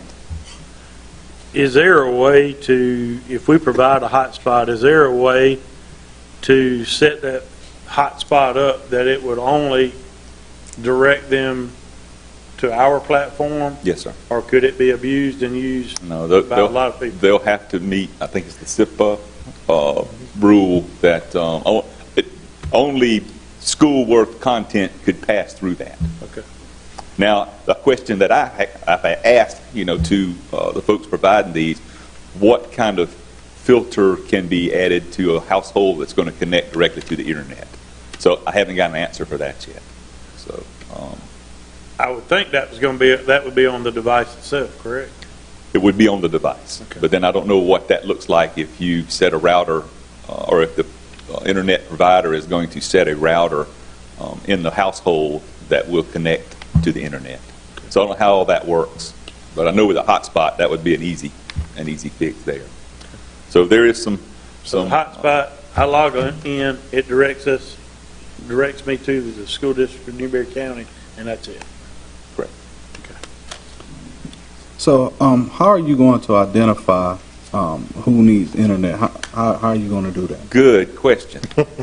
It's a multi-pronged animal to try to get your hands around, because not only do we not have direct access to what a family's income requirement would be, but then depending on where they live, we're trying to kind of cross-reference information from some addresses that we've got as a part of our survey, where they live in our county, so that we can look at the coverage map and see, is there a good probability that there's internet in that area, or is it a spot that doesn't have any?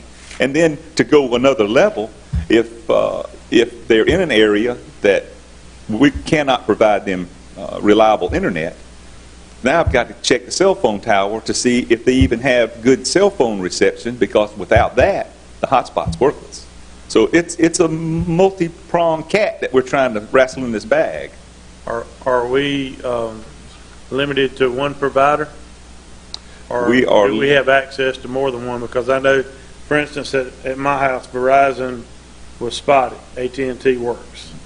ORS is working with all the providers that can facilitate this need.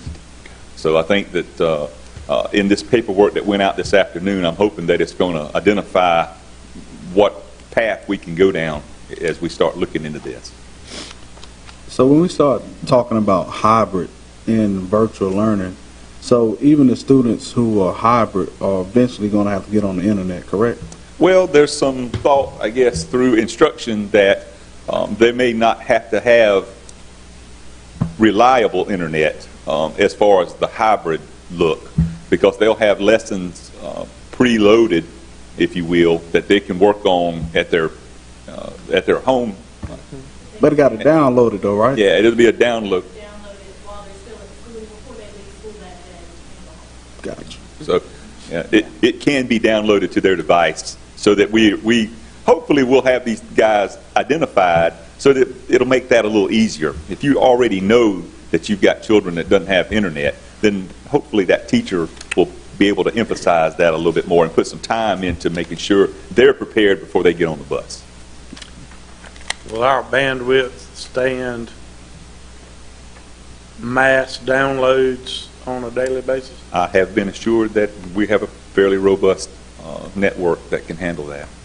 We're also looking to install some routers at a couple of locations, one of them being Whitmire, since it's kind of out on its own out there, to where students can go to the school and connect to our internet there on days that they're not in the building and get access to download anything that may have been forgotten or something they thought of after they got home. And then I've also requested that we get some pricing on what that looks like to possibly add at a few other sites. So I know it was a grant that was that we were awarded that allowed this equipment to get installed. So we're looking at what we can do as a school district, as operations, to make the internet available as we go into this uncertainty. Well, didn't we say at the last meeting, didn't Mr. Hunter tell us that we have some buses now We do. that have, Yeah, have the capability of right, connecting to I the mean, internet. can they be used in any way for students to, They could be. It's not, but can it- Yeah, six. six? I knew it Yes. wasn't a lot, but, it's 6, and we were under the impression that we were going to get I think maybe 15, 20 others, but I think we since then have been told that's it. The State Department is not putting any more technology on buses, and I think they're basically, again, changing directions and trying to go to something that is a little more reliable. But if I remember correctly, if we use the buses, it has to be running. If it's running, we have to have a driver. Right. Correct? That is correct. Yes. So that's just not a good solution anyway. No, it's not. no, not at all. So that's kind of where we are with the hotspots. It's an ever-changing, like I say, this information come in today. Hopefully we can get drill down on that a little bit and get to a better number to request for our students that may be in need of this. Want to talk to you a little bit about meals. We are working on menus as we go into this. Didn't really dawn on me a couple months ago that we would be talking about this, but we're also looking at some software. We've got a little bit of a logistical problem with children that are going to distance learn if we provide them meals. And how are we going to know if we need to provide them meals and what would their choices be? So we're looking at some ordering software, for lack of a better phrase, that we may be able to gather some information or better information so that we can provide meals for students that are virtually learning. Be that Newberry 1 students or be that the hybrid students that are in school 2 days and home for 3 days. And how we can provide those shelf-ready meals or stable meals so we can send them home at some point while they're in the building one of those 2 days. Now, I have a question about the cafeterias, because I think it was 2 work sessions, we had some administrators tell us that they were hoping to be able to have their lunches in the cafeteria. And, as I got to thinking about that, most of the elementary schools, if memory serves me correct, have the long tables where everybody gets to sit at them. And unless it's changed, Mid Carolina High School has those restaurant-looking tables or whatever, and so does Newberry High School. So, is that something that we're still planning on trying to do, is to let everybody eat in the cafeteria? My plan was to talk to the principals about that a little more in depth tomorrow. I've got some concerns about cafeteria usage. Okay, Put yeah, that because right that's out what there I for was, you. like, Newberry High School and Mid Carolina High School, I would think that you couldn't do it with the seating the way that it is now unless you end up doing multiple lunches. Right. And then, of course, if you end up doing multiple lunches, how's that going to affect the Right. cafeteria workers? In that some are conversations I've had with some principals, it brings to bear yet another issue, as we talk about that, was Career Center flexing. Well, yeah, that was my next have it- question, have- is that how you? They're in a do class, so they're going to have to come out of that class in order to go to an early lunch. We're going to have to identify a place where they can meet and have their lunch so they can make a bus to get to the Career Center on time. So there's no really one issue. Well, one issue creates another issue. So, or one answer creates 5 more issues. So Right. I was going to take some time tomorrow to talk with the principals and kind of get their take on this, because I'm kind of uncertain about how that lunchtime is going to go. Not only from the students' aspect of it, but from child nutrition, how are we going to provide that service timely? How are we going to ensure that the meals are the right temperature, in a timely manner, so that lunchtime can be this brick of time and it's not something that lingers on into the afternoon.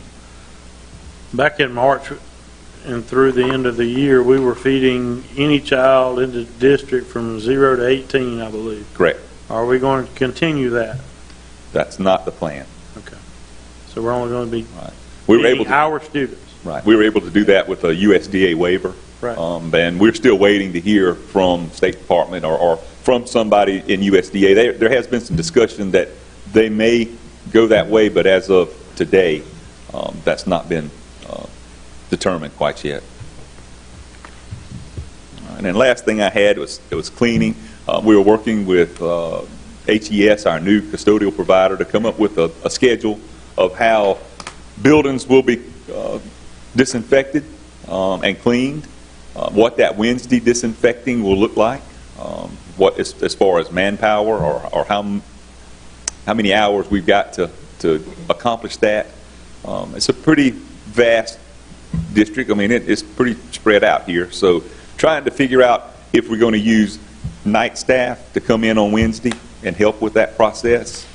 It's an all hands on deck. So we're working through that. I feel very confident in the conversations I've had with the leadership at HES that we can conquer this. We can come up with a plan. So. Any idea of the additional cost?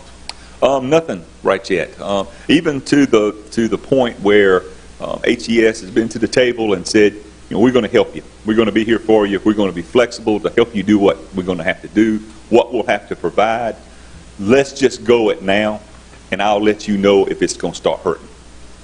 So I've been really encouraged by that conversation, that they're really looking forward to this partnership and doing whatever it takes. And to the point where if we were to have to go virtual, in those conversations that were happening prior to the work session, what can HES provide you outside of custodial duties, to help with anything else in the school district, so that we can flex and be what you need, be a resource for what the school district needs. So I've been very encouraged. I know I've been kind of singing their song for the last couple of meetings, but everything I seem to go to them with, really anticipating, something to go off, complete opposite. Just ready to roll up their sleeves and do what it takes. Even mentioned to their leadership that we kind of need to look at maybe adding another one of the electrostatic disinfecting machines.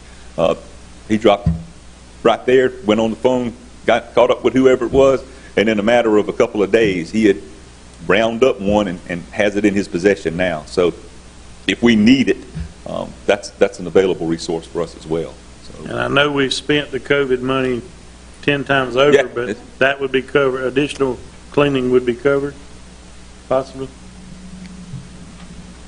Up to a certain degree and what's already in the budget. Okay. But again, we are hearing that there will be some additional COVID money coming, depending upon who makes the decision and whether the governor has anything to do with it. But I think operational wise, we're in a pretty good space. I know we're running down to the wire, but everybody's committed.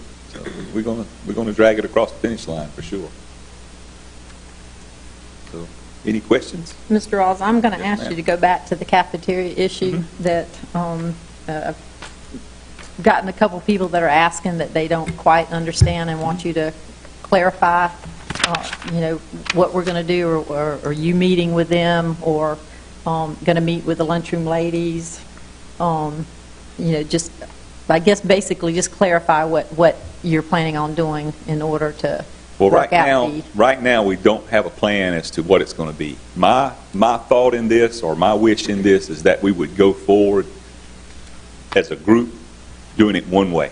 Okay. What my aim would be that we would not be doing it 15 different ways. We're going to try to work that out. But Okay. that's going to take a meeting. That's some of the questions that I'm... That's going to take a meeting with the Okay. principals in order to do that. Okay. But in even saying that, I don't know if that's a correct statement.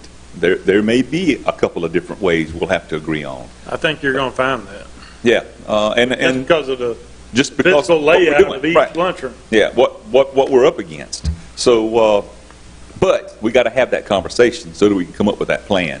Because what I can't have is the lunchroom staff overtaxed in whatever everybody's thinking in their mind. Right, Because and what are you doing? kind of what we've been faced with is that same staff that prepared meals and set the serve line and had students come through is now the same group that we're going to ask to prepare the meals, do the serving line, now possibly plate the food and deliver it to a classroom or get it to a place where it can be picked up by students. We got to talk about that a little bit and see what that looks like.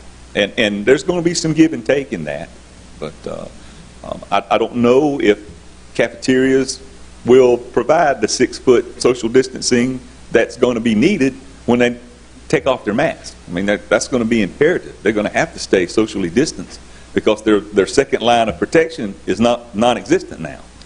So, and just knowing what that's going to look like. Watching restaurants operate, personally, I think I've been in maybe 2 restaurants since middle of March. Right. One was just this past week, and I really didn't go in because I just wasn't comfortable when I looked in the window, and it was a big mass crowd there. So my wife and I turned around and got in the truck and went through the drive-through. So I don't know what that's going to look like. Okay. Well, I mean, a couple that has come in even as you're speaking, and they're just, well, from one parent that if they have a child that is at one school that gets to eat lunch in the cafeteria, then they have a child at another school that doesn't get to eat. I mean, you get a whole big community thing going there. Sure. That's why I want to go out again. I want to say it's one district, one team, one mission, Right. and that's what I want to stay focused on. That we're going to get through this as a team. I can't make it to the other side without principals, and so my aim is to come up with some kind of compromise where we can do what's best for our students, best for our children. Because the last thing I want to do is create a vacuum to where everybody runs to the cafeteria and then it's out of control. So. I think if you lock yourself into uniformity, you eliminate a lot of the assets we have with diversity. Mm-hmm. And so I think you got to be flexible. That was a key word all along. Mm-hmm. One school doesn't need to do, whether it's cleaning or lunchroom, does not need to do like everybody else if they have the ability to do something different. If that proves itself true, right? As long as the end result is the same. Yeah, the process has to be close to the same. What it looks like at the end may be very different. But as far as the process of how we're going to get to that, As far as accomplishing the goal, absolutely. Yeah. right? We got to start with baby steps. So, but yeah, that was my plan to speak with them tomorrow. All right. Thank you. Thank you, sir. Dr. Hunter. Good evening, Madam Chair, board members, Mr. Suber, and our community out there. At this time, I don't have any updates from our previous meeting, but I would encourage our parents to register their child. They would like for them to ride the bus for the 2020-21 school year. If you have any questions, you can contact our transportation office at 321-1002. So please register your child before August 7th, 2020. Our plan is to have all of our students that are registered to ride the bus, their route descriptions will be ready on or before August 14th, 2020. At this time, I'll entertain any questions that you may have from the public or from yourself as well. Dr. Hunter, I was just, do we have, like all our bus drivers that we had last year, are they all coming back? Have we lost any bus drivers? Or? At this time, the Transportation Department with Mr. Jamie Gartman and our staff, we meet every Wednesday at the bus office. At this time, all of our drivers are committed to driving the bus for the 2021 school year, so we will applaud them for their courageous effort. Yeah, I do too. And we are providing shields and masks for our drivers. Yes, sir. We currently already have shields for our drivers and masks as well. Yes, sir. We're just being proactive. And we're going to require masks on the buses for our children. Yes, sir. And we're going to demonstrate and encourage our students to wear a mask properly.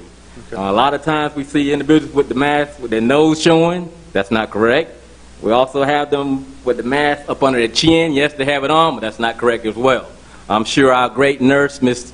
Ulch, will demonstrate that as well, because she's on point. So we want to make sure we have our support from our school board members as well as our administrators, that our students will abide by those rules. Yes, Because we're all one team in the community as well. correct. I would agree with that, Dr. Hunter. Yes, we would all agree with that, yes. Are there any other questions? Thank you for all that you do. Thank you. Thank you, sir. Ms. Dowd.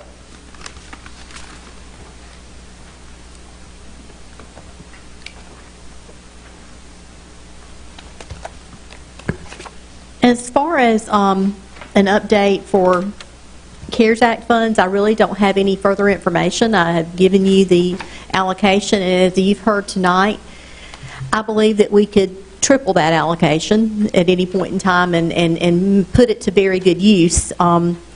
We had very little funds that didn't get committed, and we are already committing them with different needs, such as additional masks, additional sanitizing needs, or additional laptops that we had to order because we had some that were not actually working. So I am very hopeful, as Mr. Suber said, that we will have some additional COVID funding provided.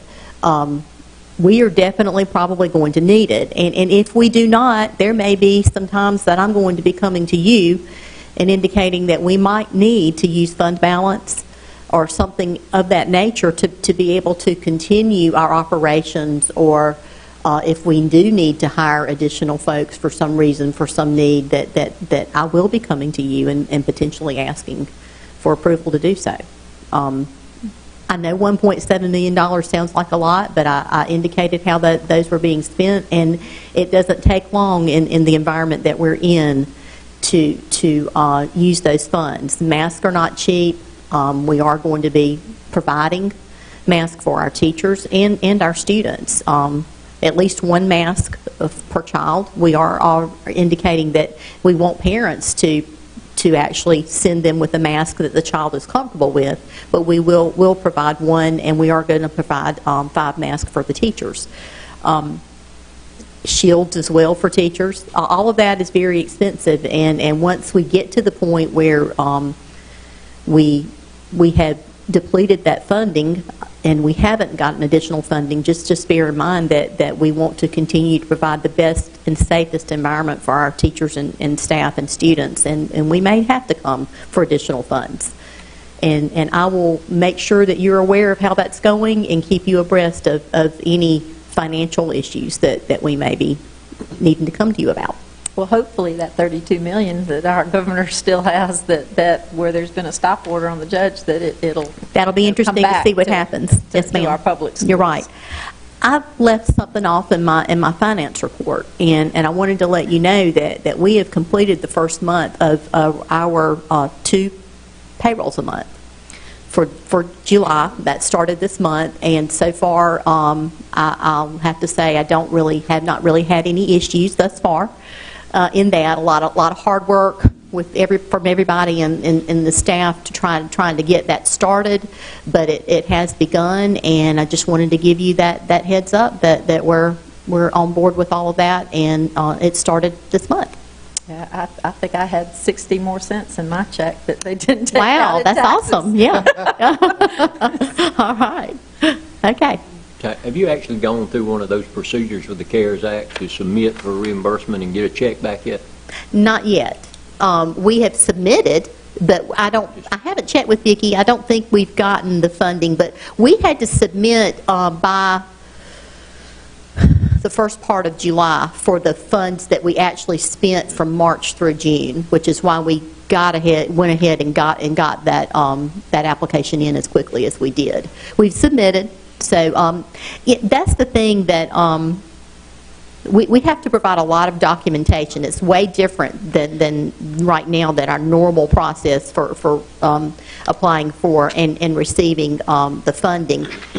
It's going to be like that for our LEAP program as well. Lots of documentation that we have to submit for the extra 5 days that the teachers are coming, for the different positions that are going to be at the schools, from teachers to bus drivers to additional cafeteria food that we normally would be providing that's not going to be provided. A lot of documentation and a lot of backup that's very different from the normal process. I have it on good authority, but don't quote me on it, that the money will be coming to schools that are attempting to open. It will be tied that way. Okay. Well, I'm looking forward to getting it then. We'll take every penny that we can possibly get because it's going to be needed. Any questions? Thanks. Before we move forward, I want to back up, and Dr. Carey may have to come back, or Mr. Suber may be able to answer. Walk me through what registration looks like this year. Is it going to be online, or are we going to take care of it during the LEAP days? How's that going to be handled? We talked about that this morning. Dr. Carey, what were the 2 dates? I don't have them in front of me. Yes.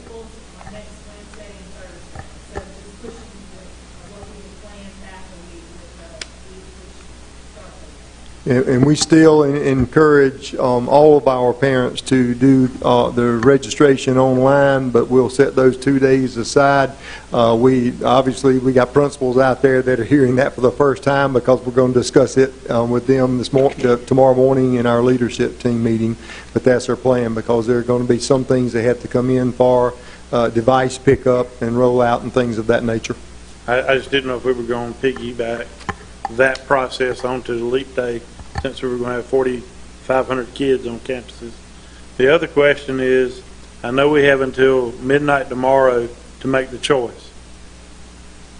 How are we going to divide students up on each campus?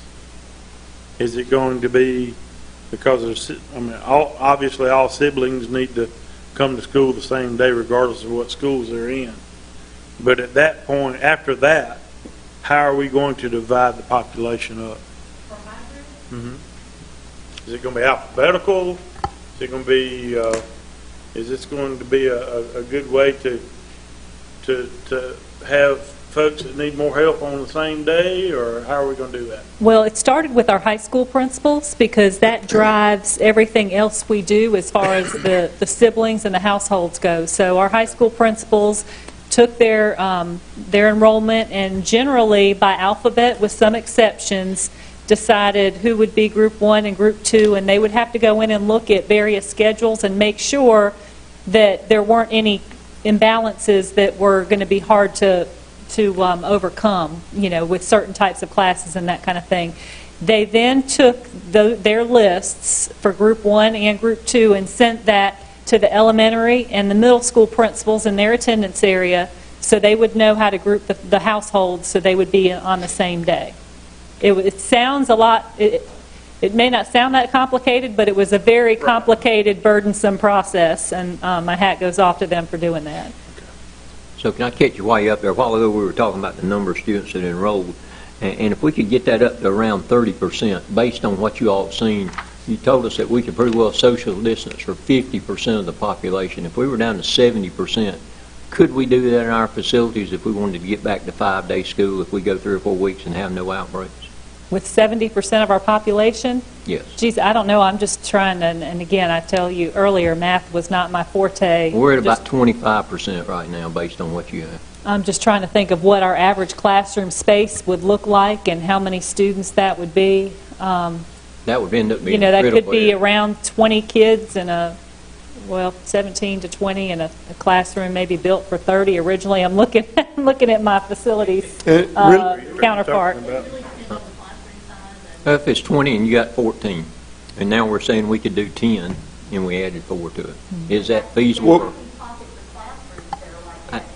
That's what I'll be afraid of, Yeah. Yeah, I think it's going to vary from building to building. I do too. It will vary just simply because of we hadn't really looked specifically at what grade levels the Newberry 1 kids are coming from.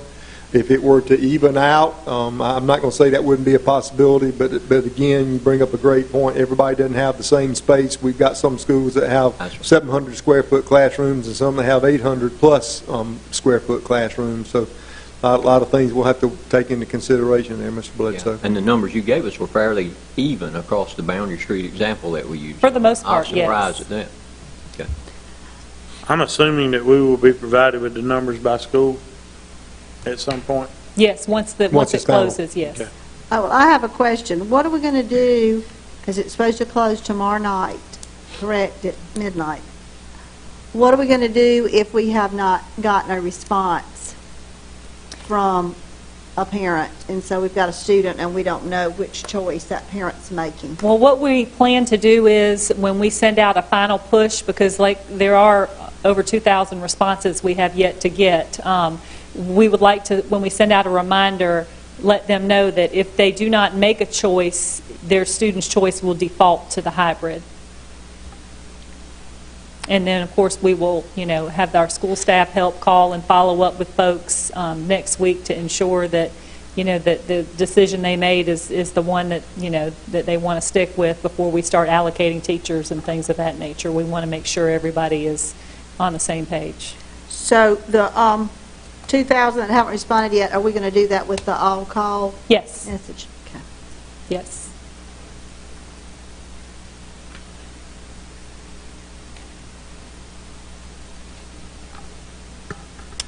Any other questions? Thank you, ma'am.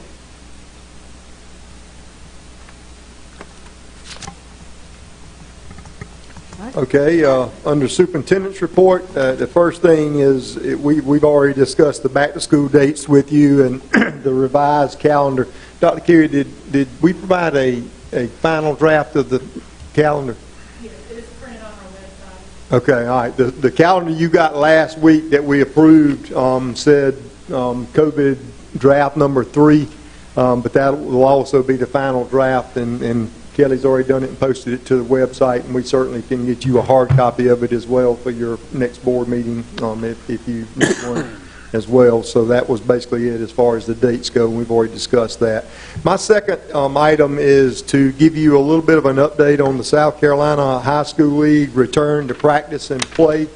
If you'll remember, back in early June, the task force was put together for the South Carolina High School League Back to Practice and Play group, and the recommendation was that Phase 1.0, which was basically going to be nothing but just general conditioning and strength training, would start and take place. We had originally planned to start in Newberry County. We delayed it for a little while just because of the activity in the county.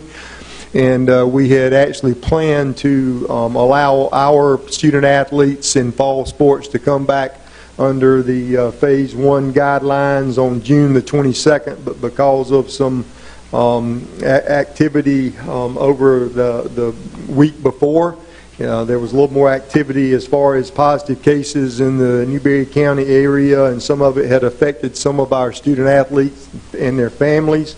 So we decided to postpone 1.0. Shortly thereafter, within the next week, a lot of school districts across this state did exactly the same thing. As a matter of fact, at one point in time, I don't think there was but 1 or 2 districts that were still doing conditioning. But as we move forward, now the High School League has approved what they refer to as Phase 1.5. And they have approved that to start on August the 3rd. So what I would share with you tonight, we met with our high school principals and our ADs last week, and our plan is to allow our fall sport athletes to start at the varsity level. And we're going to allow middle school and JV. JV and varsity can start at the same time. Middle school will start a little bit later, and I'll share that with you. But we're going to allow them to go ahead and start 1.0, and that will, what that will do is we're allowing them to start tomorrow. So from the 28th until the end of the week, which is the 31st, They will be doing general conditioning and strength training, the majority of it conditioning. For those of you that remember back in the days, if you played sports or whatever, normally you had a week or two to go into conditioning. Obviously now with today's athletes and the specialization, we have a much broader time to do that with, but because of the pandemic, we hadn't been able to do it. The high school league has now put out their plan, and I gave you a copy of it. It tells you when the first practice can take place for fall sports. It also tells you when games will start taking place, and I'll cover that in just a minute. But I want to tell you a little bit about what we will start as far as phase 1.5 goes, and that's the third. So we're going to start in phase 1, which is for us in Newberry County, just starting tomorrow. And like I said, that's going to be some strength training and the majority of it conditioning. And then what we will do is phase to 1.5 starting August the 3rd. What I want to do is tell you the major differences between 1.0 and 1.5. When we go to 1.5 on August the 3rd, probably the first major change that you would see is that we will start allowing student athletes to participate in drills. In 1.0, and for this week, they can't do that. All they can do is, like I say, some conditioning drills, some running, some sprinting, some weightlifting. They've got to be socially distanced throughout the process. There can be no hand-to-hand contact. There can't be any blocking and tackling, anything like that. Every bit of it's got to be properly socially distanced, and they are limited to a pod or a group, if you will, of 10 people. So for this week, as they start tomorrow, a 10-person pod, and that includes coaches. So if there's one coach in that pod, that means there can be 9 players in that pod. And then what they will do is I'm not going to speak for them because I have not seen their schedule, but I'm assuming it's probably going to be every hour on the hour. So if they're coming out football-wise, I'm going to use football as an example. If they're coming out tomorrow morning at 8 o'clock, they may have pod 1 coming in at 8. They might have pod 2 coming in at 9, pod 3 coming in at 10, on down the line until they get all of their kids in and do their conditioning drills with them. But the pods need to stay consistent. A student athlete cannot change from pod 1 today and go pod 2 tomorrow and then pod 3 the next day, because if he or she does and they end up being tested and they test positive, then there's 27, 28 kids that are going to be knocked out and be quarantined, and coaches included, versus just the student athletes in that pod. So that's the reason of making those pods stay the same. Next week, when we go to 1.5, the major change is that the pods will change from 10 people in a group to 16 people in a group, but it's still the same premise. That 16 includes whatever coaches. So now, if you want to concentrate on the offensive side of the ball and you want to get your center, your tight ends, your split ends, your wide receivers, all kinds, your flankers or whatever, running backs, you can do that as long as that pod has no more than 16 people in it. And you're also, and this is the other major change, in the conditioning stuff they're going to do this week, they can't use projectiles, so they can't use balls. It's all got to be conditioning. Starting on August the 3rd, they can break the football out. If it's the volleyball team, they can break the volleyball out. But using now volleyball as an example, they can do some drills to teach how to serve and to set, all that stuff. But they can't do anything at the net. There can't be any hand-to-hand combat or spiking and things of that nature, trying to block a ball that would bring you closer than 6 feet together. So that 1.5 is in effect until further notice. There is a phase 2. I don't know that the high school league will get to a phase 2 before actual practice starts, because practice starts on the 17th, and I'm going to go to the second document, or the only document that I gave you, because I think you originally had a document of the 1.0. So if you look at that, the 17th is the first day of practice for all fall sports, and if you flip to the second page, it breaks it down about midway there. It breaks it down into the different sports. Football is laid out to right now to start from September the 11th to October the 23rd, so that has been moved back 2 to 3 weeks, so it allows for there to be 7 weeks. So everybody, when they start region play, will start on September the 11th in the region play. The total number of football games will be 7. If you don't make the state playoffs, you do have the option of playing one additional game, but you only get the days of practice that are leading up to that game. And then you can go on down for the different sports, swim and girls golf. The first contest is August the 31st, and you see when the finals and the qualifiers are. Girls tennis and volleyball, there's a total of 14 contests, pretty full season, but their first contest is August the 31st. And then it tells you when the playoff starts, and then you go down to cross country. Competitive cheer, first contest is September the 12th. The one thing that competitive cheer can't do right now is any kind of stunning whatsoever. So if they're doing any kind of practice, it's going to have to be a socially distanced practice where they're just practicing cheers right now. They can't do any stunning until the high school league moves to 2.0 and makes that, approves that. Now, with everything that I just said, and some of you may already know this, but there is an appeal to the appellate panel of the high school league. The executive committee approved the high school league's practice plan, I think 15-1 or 14-2 in favor of, but it has been protested by School District Lexington 1. And they had the first appellate committee meeting last week, and they did not come to a conclusion. So in the next week and a half, 2 weeks, I forget what the actual date is, that committee will meet again.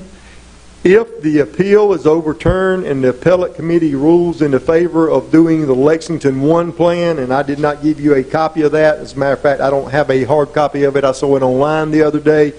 But part of their plan is to reverse, because of the pandemic and because there are high-risk sports, which are your contact sports, and your low-risk sports like baseball and things of that nature, golf. Lexington 1 plan has an option that if it doesn't look like we're going to be able to start football, to swap and move some of those low-impact spring sports to the beginning of the school year and move football and those heavy contact sports into the spring of the year. That has created a lot of conversation. I'll tell you now, the concern of the Baseball Coaches Association, or one of the concerns, is that those student athletes that were involved in spring sports last year are the ones that had their spring sports taken from them. If they're moved to the beginning of this year and the pandemic level stays to the point that they feel like, well, it's not even safe to play that now, then you're potentially looking at a student athlete that has lost 2 consecutive years of a spring sport. And I do fully understand, being a former coach and an athletic director and a principal, in 90% of our school districts in this state, football is the cash cow. It brings home the money to pay for a lot of the equipment and the materials and the uniforms that other sports have to have, and everybody understands that, but we also want to be fair to all of our student athletes. The plan that the high school league has is that, yes, they're planning on having the first practice on the 17th, but if things hadn't improved by then, they're basically looking at just pushing it back week by week until they get to a point that, okay, we can't do this anymore.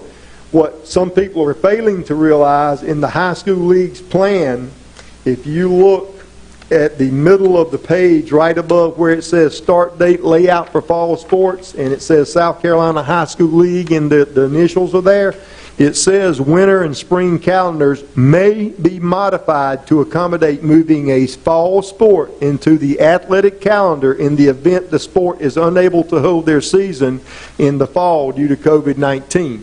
So the high school league really does have a plan to potentially do some of the same thing. One of the conversations that was had, and I'm just going to throw this out there because nobody knows what is going to happen, but one of the conversations would be, look, you just got to get creative with your venues, whether it be your baseball fields, your football fields, but it may be a situation where it's not safe for anybody over the next month or so into August and September, but things clear up in the spring, so the potential of trying to push all those sports into the spring.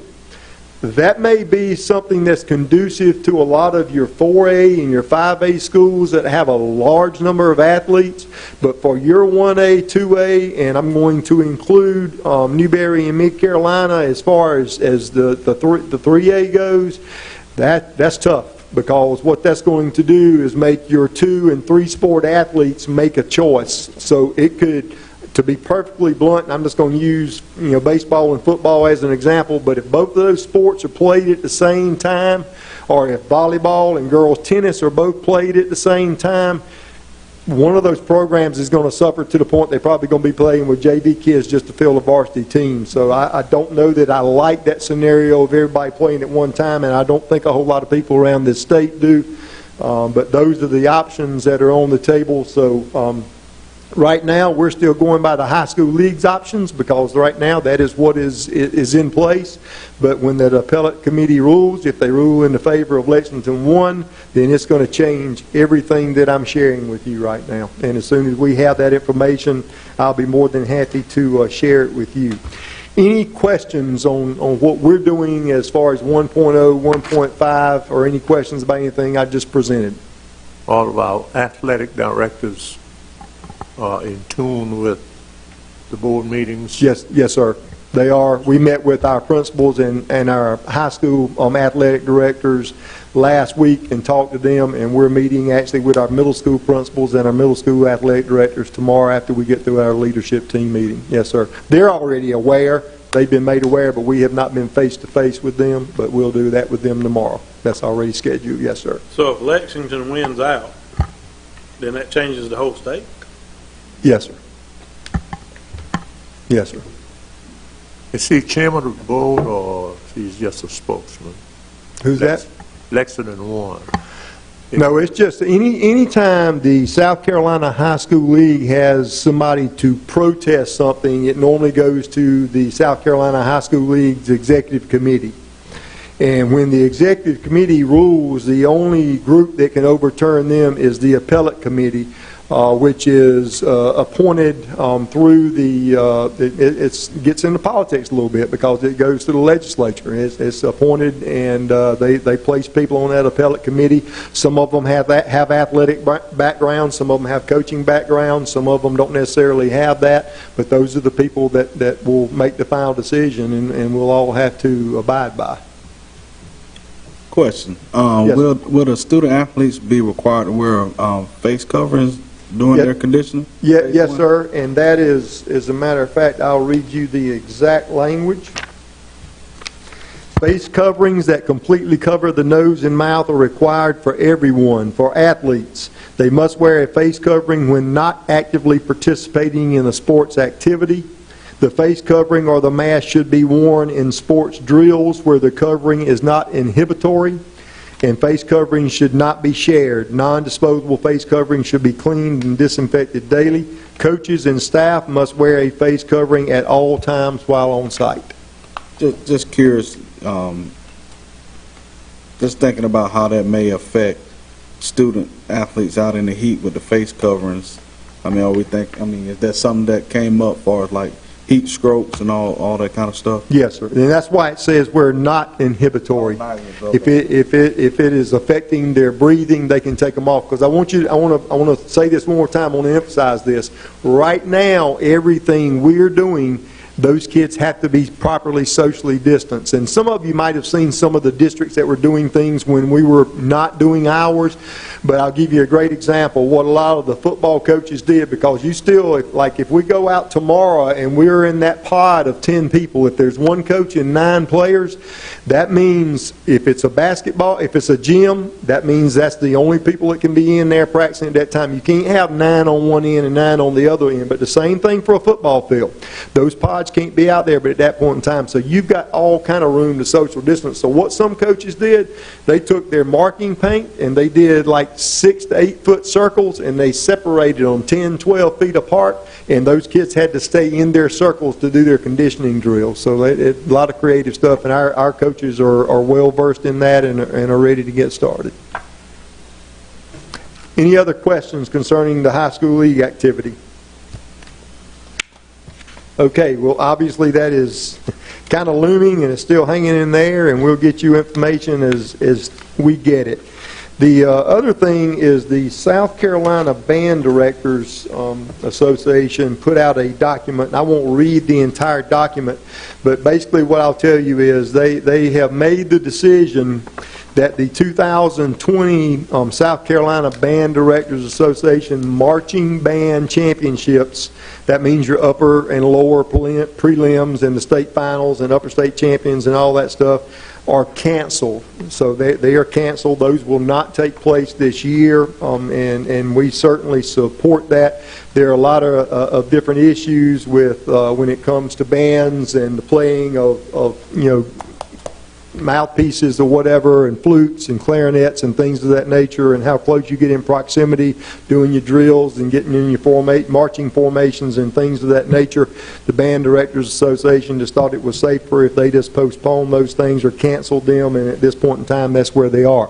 That does not mean that we can't have marching band in some way, shape, form, or fashion in our district, and I've already spoken to our principals. We're going to set a time to bring the band directors in and sit down and talk with the principals, and when the time is right and when we can properly socially distance, if they want to bring their students in and they want to go ahead and start doing some marching, they can do that, just knowing the fact that it's kind of like going out and practicing football, but knowing you're not going to get to play a football game or you're not going to get to go to the playoffs, because right now that's where the band is. But that doesn't mean that we can't be doing something locally.